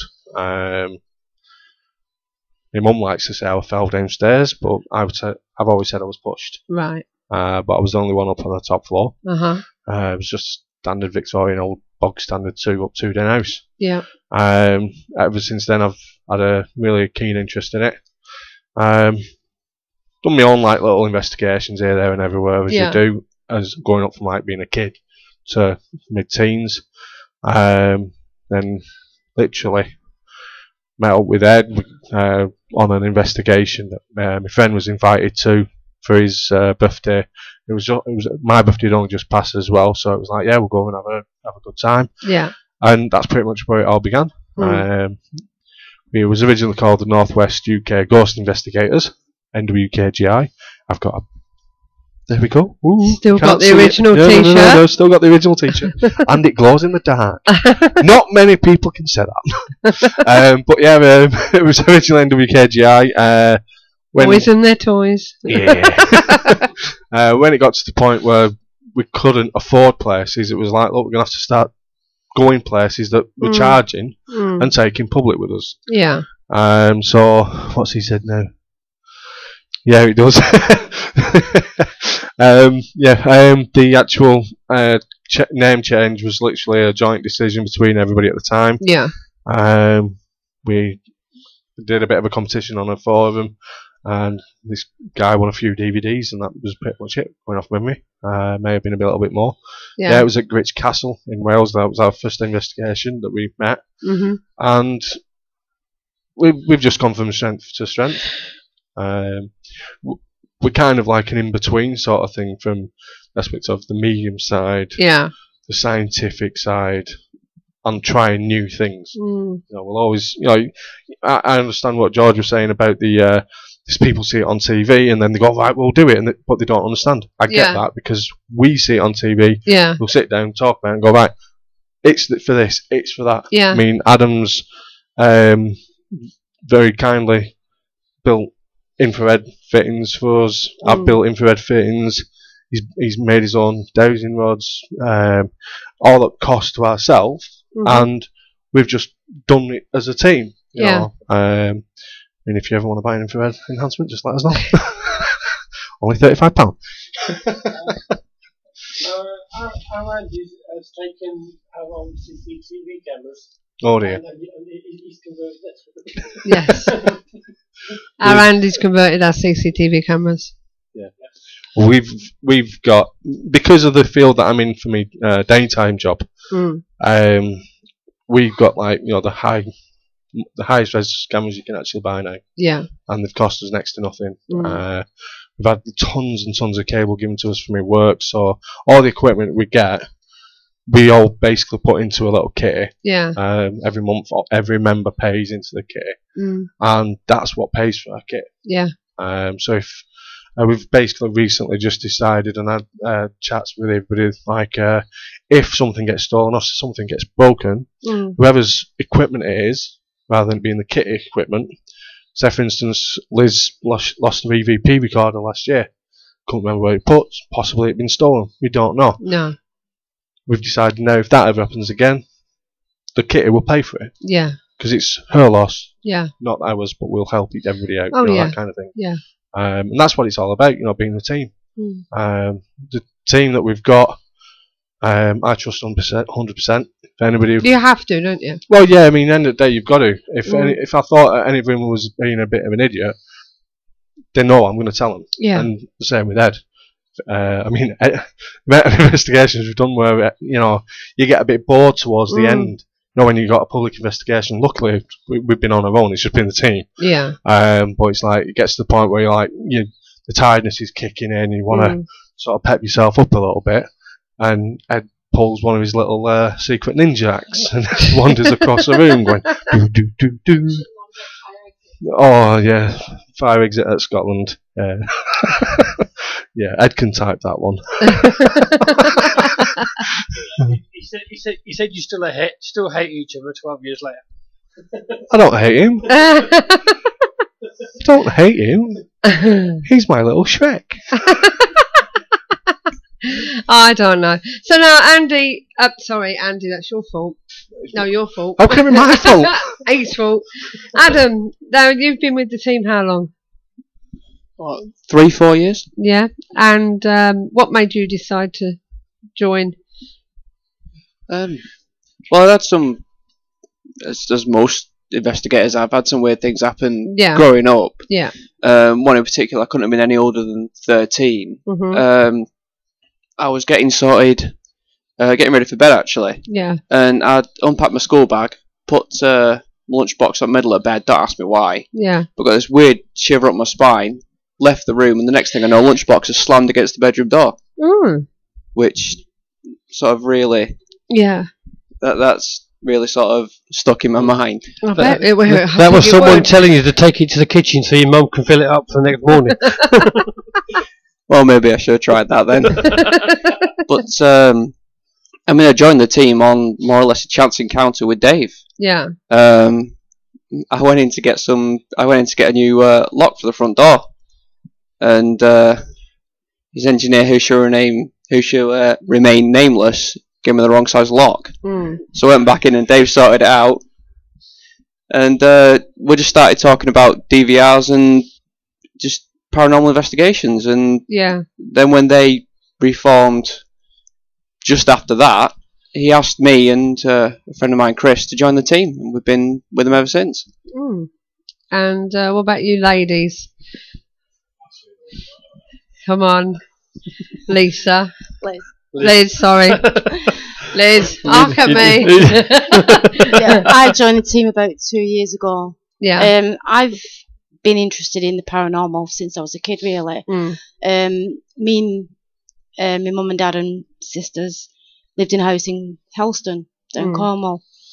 And me and my sisters was in a bedroom, and we could hear it sounded like a carry bag being crushed over the handle, the door handle. And we thought it was like quite weird. I mean, we did live next door to a graveyard. And when we got to school, my mum used to stay out all day, and she always said to us there's something in the back room, but she would never actually say to her, tell us what was there. Unfortunately, we'll never know because she passed away some years ago. And then when I married, I was in the bedroom one night, and my ex-husband turned around and said, "There's something weird in this room." And in front of the window there was a dressing table, and it had a mirror in front of it, and I could see this figure of a man, around about 65, 70-year-old, with his top hat on, but obviously could see no legs. And the next minute, he turned around to me and said, "The bed's going to lift." And the bottom of the bed actually lifted and just dropped to the floor. Wow. He ran out the bedroom and left me in bed, and I'm like, oh my God, I just couldn't move at all. I was just froze basically to the bed. And since then, I've seen little things, and as I've gone older, stuff's been happening in the house that I couldn't explain. So I thought to myself, basically, I wonder what's going on here. And then it wasn't until we saw an advert in the paper that there was an investigation going on at the Watermelon. So me and a friend decided we'd go and see what it's all about. So I've been interested in it really. More interested in it since then. And Zoe? She's hating me now. Thanks. I just basically... At least you got her name right. Yeah. yeah. Sorry, my head's going. I've not had my afternoon kip today. I just one night, my mum told me about a paranormal event going on, so I thought, well, why not? I've never had no personal experiences since I was little or anything, and I just found it really intriguing. So I just went along and then kept going, basically. And I take it before you know it, you were married? Yeah, yeah. No, that's something, isn't it, for a paranormal group? I did, and have a child. Yeah, and a child. Now, it's supposed to be a ghost hunting exercise. It's paranormal investigating, not a dating game. I know, sorry. Mind you, Dave and Liz can't talk, can you? I think that's how you two got together as well, wasn't it? Your fault. Always blame the woman. I don't know. Well, Adam, Ghostwriter reckons it was the Cookie Monster because you wanted your cookies out of the tin. Out of the tin. So was it not more likely the Count? It might have been the Count. It might have been the Count. 1, 2. I don't know. So anyway, Dave. Oh God, I'm not having a good day today. I don't know. So what's your opinion on paranormal investigating since you started? What was it, 2000? Yeah, 2000. How have you seen it gone over the years? I know you've had a break, haven't you, in between? Yeah, I had a break in between, roughly 2006, due to ill health. I was in hospital for 2.5 months. Yeah. Years, it felt like it. Yeah. Food in hospitals are rubbish. For me, it's just got more commercial. Yeah. Everybody wants to see this. Everybody wants to see that. Yeah. And it's just got to the point where teams like ourselves, like I said, we've all got basic jobs. We're all normal people. At the end of the day, we're not minted, except for do. I had money before I got married. True. You should have seen his car. Anyway. No, it's just got to the point now where you just can't afford to do specific locations. I mean, a very good example was a few months back on Facebook. I made a comment about why do people pay silly money to go on locations when we charge a hell of a lot less. Oh yeah. Like yourself, it's like you just want to cover costs. And you mentioned that earlier. Yeah. Prices like £69. Yeah. Was it Newsham? Newsham's, yeah. There's location at £69 per person. It's like, well, we've got 4 places at £35 each. We can't bloody get rid of them. No. It's like, but the best, this particular one incident we've had, he come back and said, well, we're doing the same location. It's cheaper. Yeah. Or something along those lines where we can't understand why people are paying this kind of money. Somebody said in another group that they were cheaper than somebody else. Yeah. And somebody turned around and said, "Why are you so cheap? You must be no good." Exactly. You know what I mean? It's just like ridiculous. That's just I mean, I don't want to be calling any group whatsoever because it's nothing to do with us. And how we run our events has got nothing to do with them. But when we run in an event, it's like we take people and it's like, right, if you want to use our kit, ask. Yeah. We don't really get a lot of people asking, but it's like, we'll show you how to use this, we'll show you how to use that. On certain events where we've run, we've actually had to throw the camera at somebody and say, right, you film that. Yeah. I'll stand and just take notes because none of our team get involved on any of the event. No, other than we're monitoring what the team, what the guests are doing. Yeah, well, this is the guests run the event basically. We just monitor it. We'll take them into a room and say, right, we've got a Ouija board, we've got a spirit board, we've got this, we've got that. What do you want to do? And 9 times out of 10, it's we want the Ouija board. Yeah, but nobody will go on it. No. We don't go on them. We don't touch them. We don't touch any equipment. We don't do anything other than show them how to do things. From what I've heard over the years from members that have guests that have turned up, is there are some follow and watch groups, as I call them. Yeah. And I always say to them, you're not here to watch and follow us around. They can sit at home, save their money, and watch Most Haunted or something. Yeah. So they're there to do what they're there to do. Yeah. Be part of the. Yeah, be part of an it. extension of the team, sort of thing. Yeah. This is it. Well, this is the thing what I was saying about with that comment on what Ed got. It was the most bizarre thing. He made this comment about something along the lines of, why can't we get anybody coming with us? Something along those lines. And then somebody replied with the most stupidest answer in the world, because we know we're getting the right place with them. Yeah. And it's like, but we're doing the same place. Yeah. Just because they want to take £75 off you, don't mean to say that it's worth £75.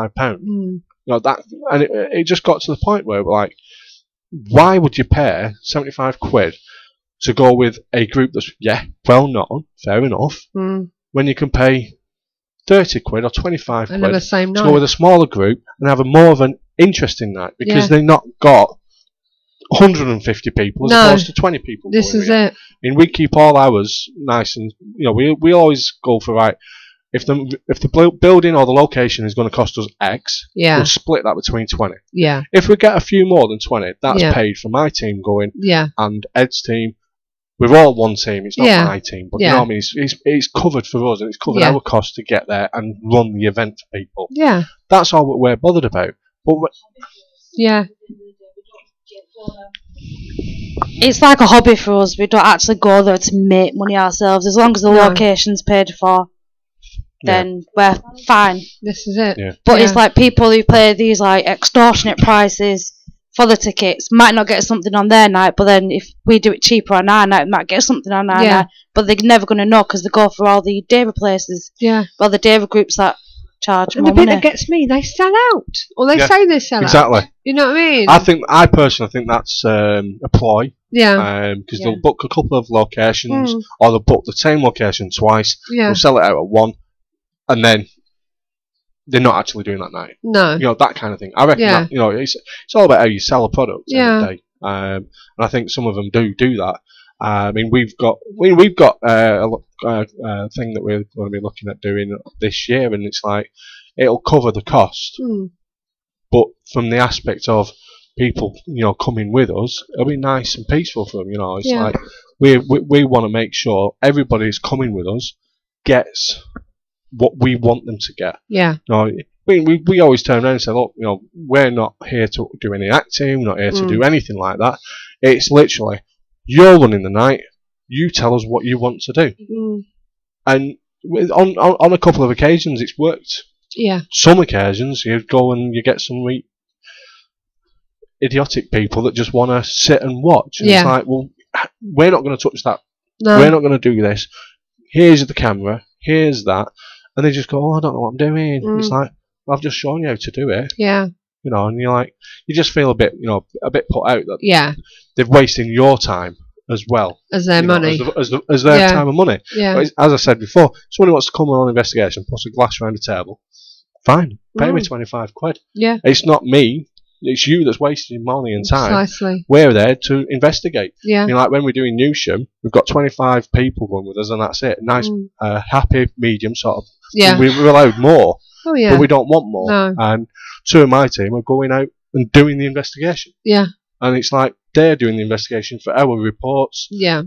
Everything else won't be subject. It'll be subject to experience and whatnot. Yeah. If something happens with, say, Liz and Zoe and their group that they're going to be taking, and the exact same happens on the same floor with, and we've not spoke to each other, then that could be put into the report. You know, because it's a personal experience for, and as Steve said, collaboration and with the report, and it's like it's a bonus for us. Yeah. You know, if it happens, it happens. If it doesn't, tough.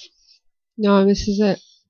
So, what places have you been to of late and that you thought was really, really good, and what do you think is really, really bad? Do you want me to actually plug places for people to go to? Well, yeah.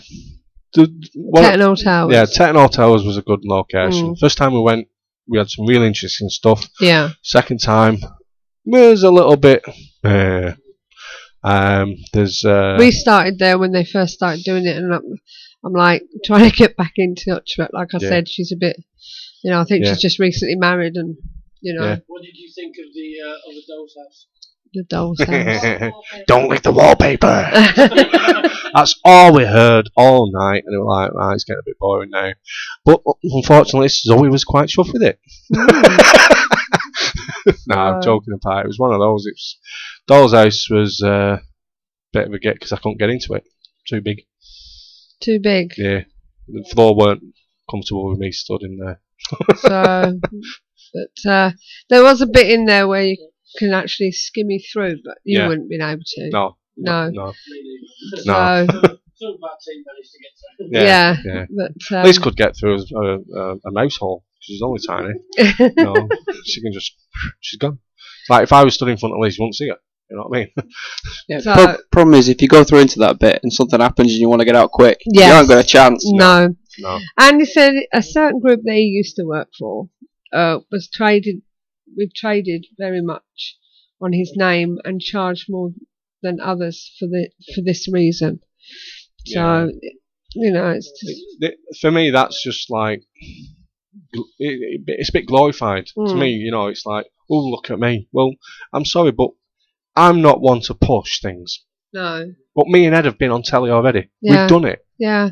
Nobody cares. No. They don't. They just don't care. I mean, we've got the DVD. The Granada UK, not Granada UK, Granada TV tried to actually charge us £75 for the DVD. Really? Luckily, Ed found it. We were going to pay it because we couldn't find it anywhere for lovely money. But they wanted £75 for a DVD, and it was licensed. Yeah. We couldn't publish it. We couldn't do anything with it. It was just for our own entertainment. Yeah. Money again. You know, it's nice. Give us your money.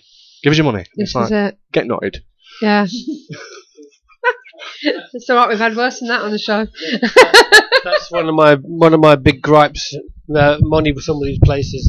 I won't say the venue, but we was watching Most Haunted, as you do. We used to watch it for like venues and see what the venues were. And they went to this place, and Sue rang them up the following day. Now we got the venue for £8 per person, £10 with tea and biscuits. Yeah, that's nice. Within 2 weeks, it was £25 a head. Yeah, because of Most Haunted. Yeah, they do. Unfortunately, I mean, Most Haunted as a program was great for us because it got people interested. Yeah. Unfortunately, it also put the prices up. Yeah. So I suppose we can't have it both ways. It was a bit of a slap in the face, to be honest. I mean, it's like Woodchester Mansion. First time we went, and possibly the second time, it was only £100. What is it, £7.50 now? It's a lot more money. It's about that, yeah. You know, same as Newcastle Keep. I think it was £100 for the night there, and you could get there. It opened at 7. Get your stuff in, but they wouldn't let you actually start till 9 o'clock or 8, something like that. But you were there till 6. Now, that was £100. Now it's I think £350 up till 1 o'clock, 2 o'clock, something. And then if you want to carry on in the evening, it's another £200. It's like, fair enough. I mean, places like that for me, it's not an issue because it's the guy who's taken the time out to actually be there to open up and close. He'll want something for it. Yeah, we understand that. Special places like Newcastle Keep, you know that once they've got that money, it's going to go to the upkeep of that building. Yeah, it's the buildings that it's going in no council's pocket. Yeah, it's going into the council's pocket. It's going into somebody's pocket, and it's not going to benefit that particular location. You know, it's rubbish. What's Andy say? Oh yeah, Edinburgh Vaults. The Vault. I won't even bother with that. The Vault is we checked it out. It was £300 for the first hour. Yeah. And then £100 an hour after that. Yeah. The other thing that gets me is what they charge for their staff. Not particularly the Vaults, because I don't know what they charge, but we know of a venue that they charge £1,000 for the whole night. And one of their staff slipped up. £500 of that is for 2 of their staff. That's £250 a night for the staff. That's just taking the mick.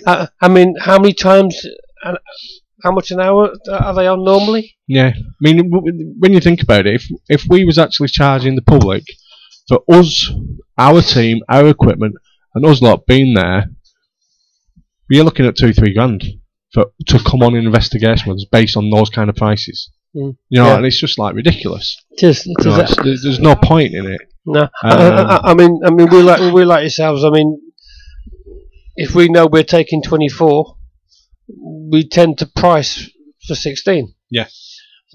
So that way we know that we've got our other costs covered. Yeah. And if you get more than that's the bonus, which means we don't have to scrape to get the insurance and stuff and repair equipment and stuff. Yeah. I mean, our insurance, we've been quite lucky with it. I mean, they have changed the way they do things, but our insurance has, over the last 7 years has gone up £3. Wow. so we've been pretty lucky. Our insurance was quite lucky, to be honest, because when we first started, I contacted this insurance company and said, right, we are a paranormal research group. We'll go into a building, take photographs. And he turned around, the guy, and he goes, right, he says, in that case, then, you're a photography group. I said, yeah, but we want to be covered for filming during the night. Yeah, that's not a problem. There you go. I think the first one was about 200 quid. We've now gone with another company, exactly for last year. Our insurance is £125 for 5 million. Yeah. That's and not it's bad. more reasonable. Yeah. But it also covers our kit. Yeah. It covers my team. It covers Ed. You covered Ed. Ed falls over quite a few times and bangs his head, walks into things. Yeah, gets lost. Yeah, you know. But there's quite a lot. So who is that one with? Yeah, he needs his own insurance. Yeah. Sorry, second. Who is that with? Hygos. Hygos. Yeah. Right. That's a pity what Andy's just put on there. He said they nearly got the Cutty Sark for nothing. Only one member of the board objected. Yeah. One person said no, they couldn't get it. But this is the thing, you need to have insurance, and I don't think everybody does. No, I'm pretty certain a lot of them don't. No. When it's all subject to how you proclaim to have insurance. Yeah. It's like one particular location, we turned around and said, right, make sure that you have at least 5 million insurance. Any group you let in, make sure it's at least 5 million. Then you know they're genuine. They're not going to go and spend, stupid money on loads of equipment if they're not going to have insurance. Precisely. And they went, right, okay, no problem. A couple of weeks later, everyone goes up, and they mentioned this group, which, funnily enough, was the group that this person and his friends and family set up. Yeah. Who you know. Thanks. Yeah. It's obviously not you. But yeah, they'd got in touch and said they wanted an investigation and all this lot, and they wanted this, they wanted that, Yeah. And they were telling this location what they wanted, and it was like they rung me up and said, "Do you know? Have you heard of anything about them?" It's like, yeah, told them about them. Said, it's up to you. Check with them if you've got insurance. Yeah. That investigation never came about. So to me, they didn't have insurance. No. But them turning around saying, "Oh, we've got the best equipment here. We've got this. We've got that." Sorry, but the best equipment is not a K2. That is not the best equipment in the world. You don't want a K2 if you're a paranormal investigator. K2 for me is a ghost hunt equipment. Yeah. Not paranormal investigation. You got to draw that fine line. This is it. And unfortunately, they don't. Adam's going to say, go on. Go on, Adam. I was just going to say, you don't want a piece of equipment that every time you take a step and it shakes, it lights up. No, definitely not. And how many of these groups are forgetting that whenever they're on the walkies, all these, EMF detectors, K2s, they're going nuts. Yeah. I think, mobile phones as well, yeah. It's fun catching guests out when they've got the mobile phone and they swear blind it's off. You walk past them with a tri-field meter and it starts to beeping away at them, screaming away at them, and you have to ask them again. Yeah. And you can ask them 2 or 3 times before they'll admit it. Yeah. We've even had guests before now turn them off, and you go back past them and turn it back on when they think you're not looking. Yeah. Yeah, we've actually had one site there was. It must have turned on in my pocket. How did that happen? Yeah. Oh, well, the ghost turned it on for you. But the power button on a phone, you've got to keep hold of it. Yeah, we don't mind them having them on for photographs, but we say if you're going to do that, airplane mode, so there's no signal coming in or out. Yeah, flight mode's essential, isn't it? You gotta. But I actually like the K2. It's a nice piece of equipment.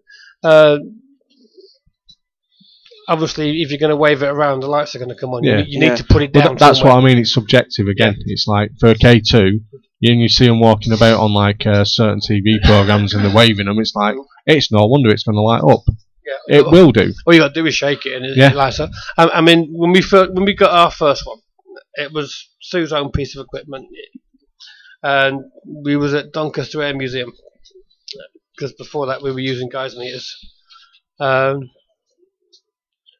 One of our guys who wanted to go ended up emigrating before we went, and he rang up and he said to Sue, "There's a guy waiting to talk to you by a silver fuselage." Yeah. Now, Sue found this piece of equipment, and they were all sitting on the floor, and they had the K2 on the floor. Nobody was touching it to make sure everybody's stuff was as it should be. And they had a 20-minute conversation with this spirit, getting the spirit to flash the lights on and off to order, so to speak. They thanked the spirit, who was a gentleman, and said goodbye. And for the next 10 minutes, they were talking amongst themselves, and not once did that K2 go off. No, not once. And it was like, that is something. I mean, if there was a fluctuation there, it would still be going off. Yeah, It I mean, wouldn't just stop. We're not saying it's not a usable piece of kit. It No, is. it's not. You just have to know how to use it. Yeah. It's never worked that good since. Yeah, no. I mean, you don't walk around shaking it, because it's just going to go like. Yeah. No, it is something you've got to put down. Yeah. Take some steps away from and leave it. Yeah. Yeah. It's just, well, we have a piece of equipment called a REMDD or REM pod, and I don't know if you've heard of them. Yeah. Got one. Yeah, and the amount of people that walked close to it and set it off. They said, "No, stay away from it. Yeah. Stand back." But it always makes people jump when it goes off. It's like when you were talking about the camera thing with the phone. It's the rubbish cameras on phones. Oh, yeah. Anybody would want to take a photograph with that. No. And the amount of investigations where they've gone, and you can see them pulling the mobile phone out to take a picture. And it's like, well, why? Well, that's it. Galleries. Yeah. You know what I'm saying with that. Yeah. And you can alter it, and you can click quite easily on the phone. Yeah. You can go in. Yeah, I mean, we've had an incident at the galleries. We had an incident at Ridgemont House in Bolton. Not plugging anywhere. But they've had where like somebody's taking a picture on a mobile phone, and then they've like, oh, there's somebody stood behind the curtain, and it was like, well, no, it's pixelation. It's matrixing within that particular product. Yeah. The picture just is not good enough.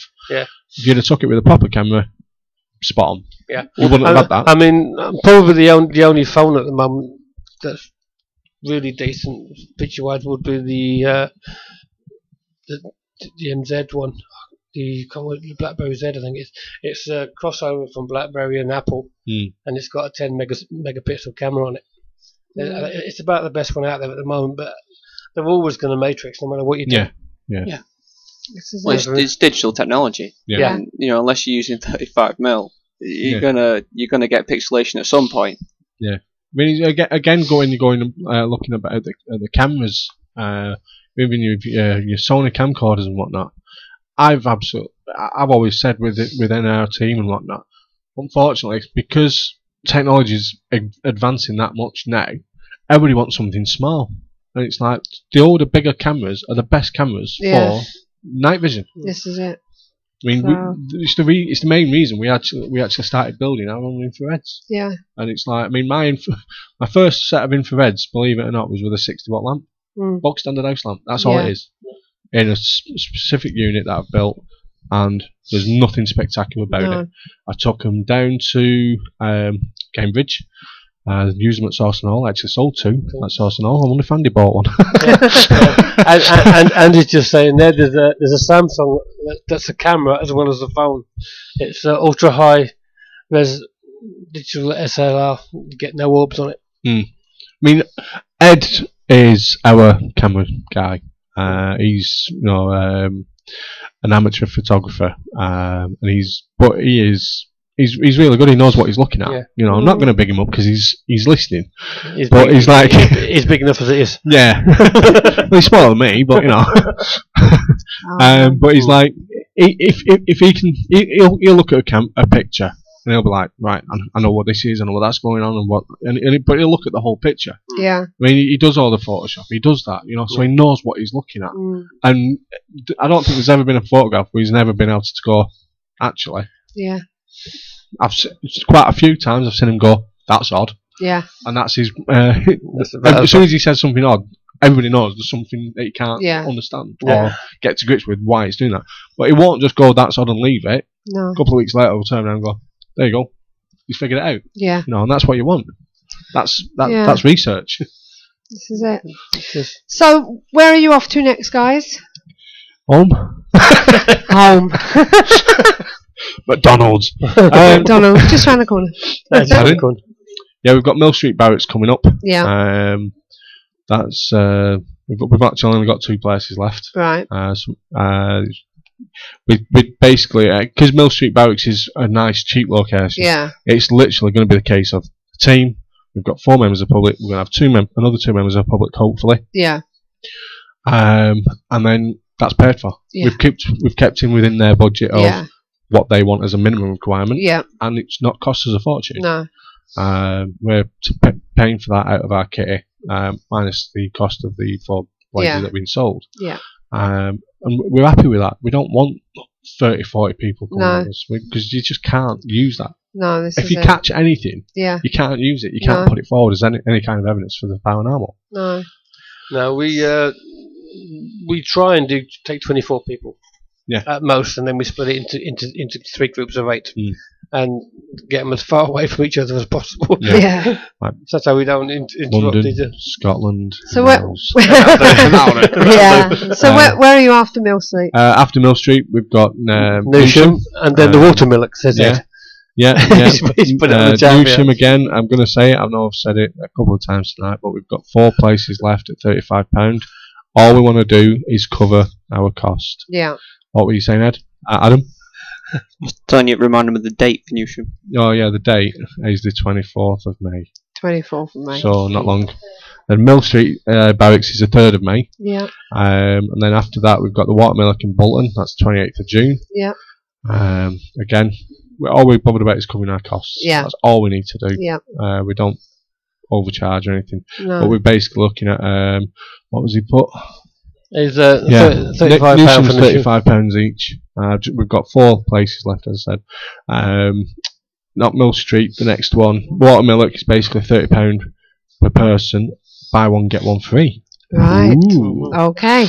That's the camera. That's the Samsung. That's the phone that he was on about. Right, got you. Yeah, it's the Samsung Galaxy GC100.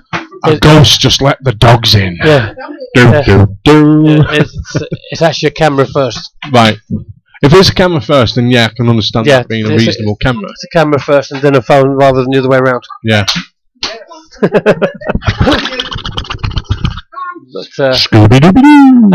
at present, including VAT, it's £215.99.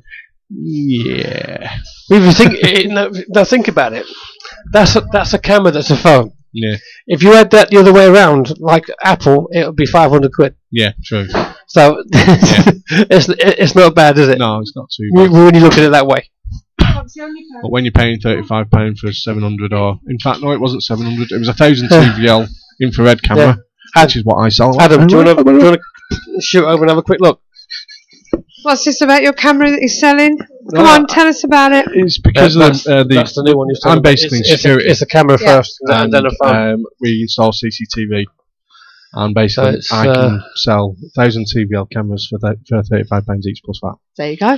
And they're top quality infrared cameras. Right. So, and what's your website if anyone wants to have a look? I could have done that myself. The dog wasn't set on the could have done that myself. I'll tell you. Get off. Roxy, come here. Our website, we've actually got 2. One is hauntedworlds.co.uk. Yep.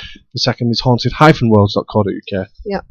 We've also got haunted-worlds.com, and that will be subject to work that Adam's doing over the next few months. Well, the sites are all getting merged together, aren't they? Yeah, everything's getting merged together. It's one of them slow processes. We don't want to make it bang, right, it's this. Right. And just look a bunch of idiots. It's all been done professionally and rebuilt and redone by Adam. Okie dokie. Well, thank you for coming, guys. No problem. Yes. Only 1 cup of coffee. I didn't get a coffee. 1 cup of tea and a glass of water. I don't go in and out during the show, you see. Dave was rubbish. I know, Ed, I know. But even John on there's telling you you've got 48 minutes before McDonald's shuts. McDonald's shuts. Because they show at 11. Oh, we'll just head towards the one in Oldham. That's 24/7. Yeah, Is it? It's Easter Sunday. It's Easter Sunday. I don't do this religious stuff. I'll just go on that myself. So, as I say, thanks for coming on. Thanks for popping over. No problem. Okay, and nice to hear your views and stuff. Yeah, hopefully we'll have you on again sometime if you're not doing anything. Tuesday. Zoe, I must admit, wasn't as shy of coming forth on the mic as she said she was going to be, was she? That's only because Adam giving me a glare. Well, next time you come on, I'll actually print your observations off, and the girls can read them out between them. Yeah, why not? That's not a problem. So we'll get Ed on next time and all. Yeah. We'll get Ed on next time and all. Why not? Ed will go. No. Right, well, next week, guys, we've got Larry E. Arnold on Skype with us, and also Mark Rosney. We're talking about spontaneous human combustion. So please join us for that. Yeah. What's your opinion on that? Or do you have one? I'll have to think about that. I can understand where it actually comes from, because I've got arthritic psoriasis, and the internal parts of my body controls the external. So it's like, if I took my jacket off, you'd see what I mean. I try not to, because it don't look nice. Yeah. But I look like a right freak. I look like a walking crisp right. When it's playing up. So yeah. It's like the internal parts of our bodies. I mean, at the end of the day, we're 100% water. Not 100%, about 75% water. Yeah. Like that, you know what I mean? And it's like, you look at it from that point, you would think, well, how can water just do that?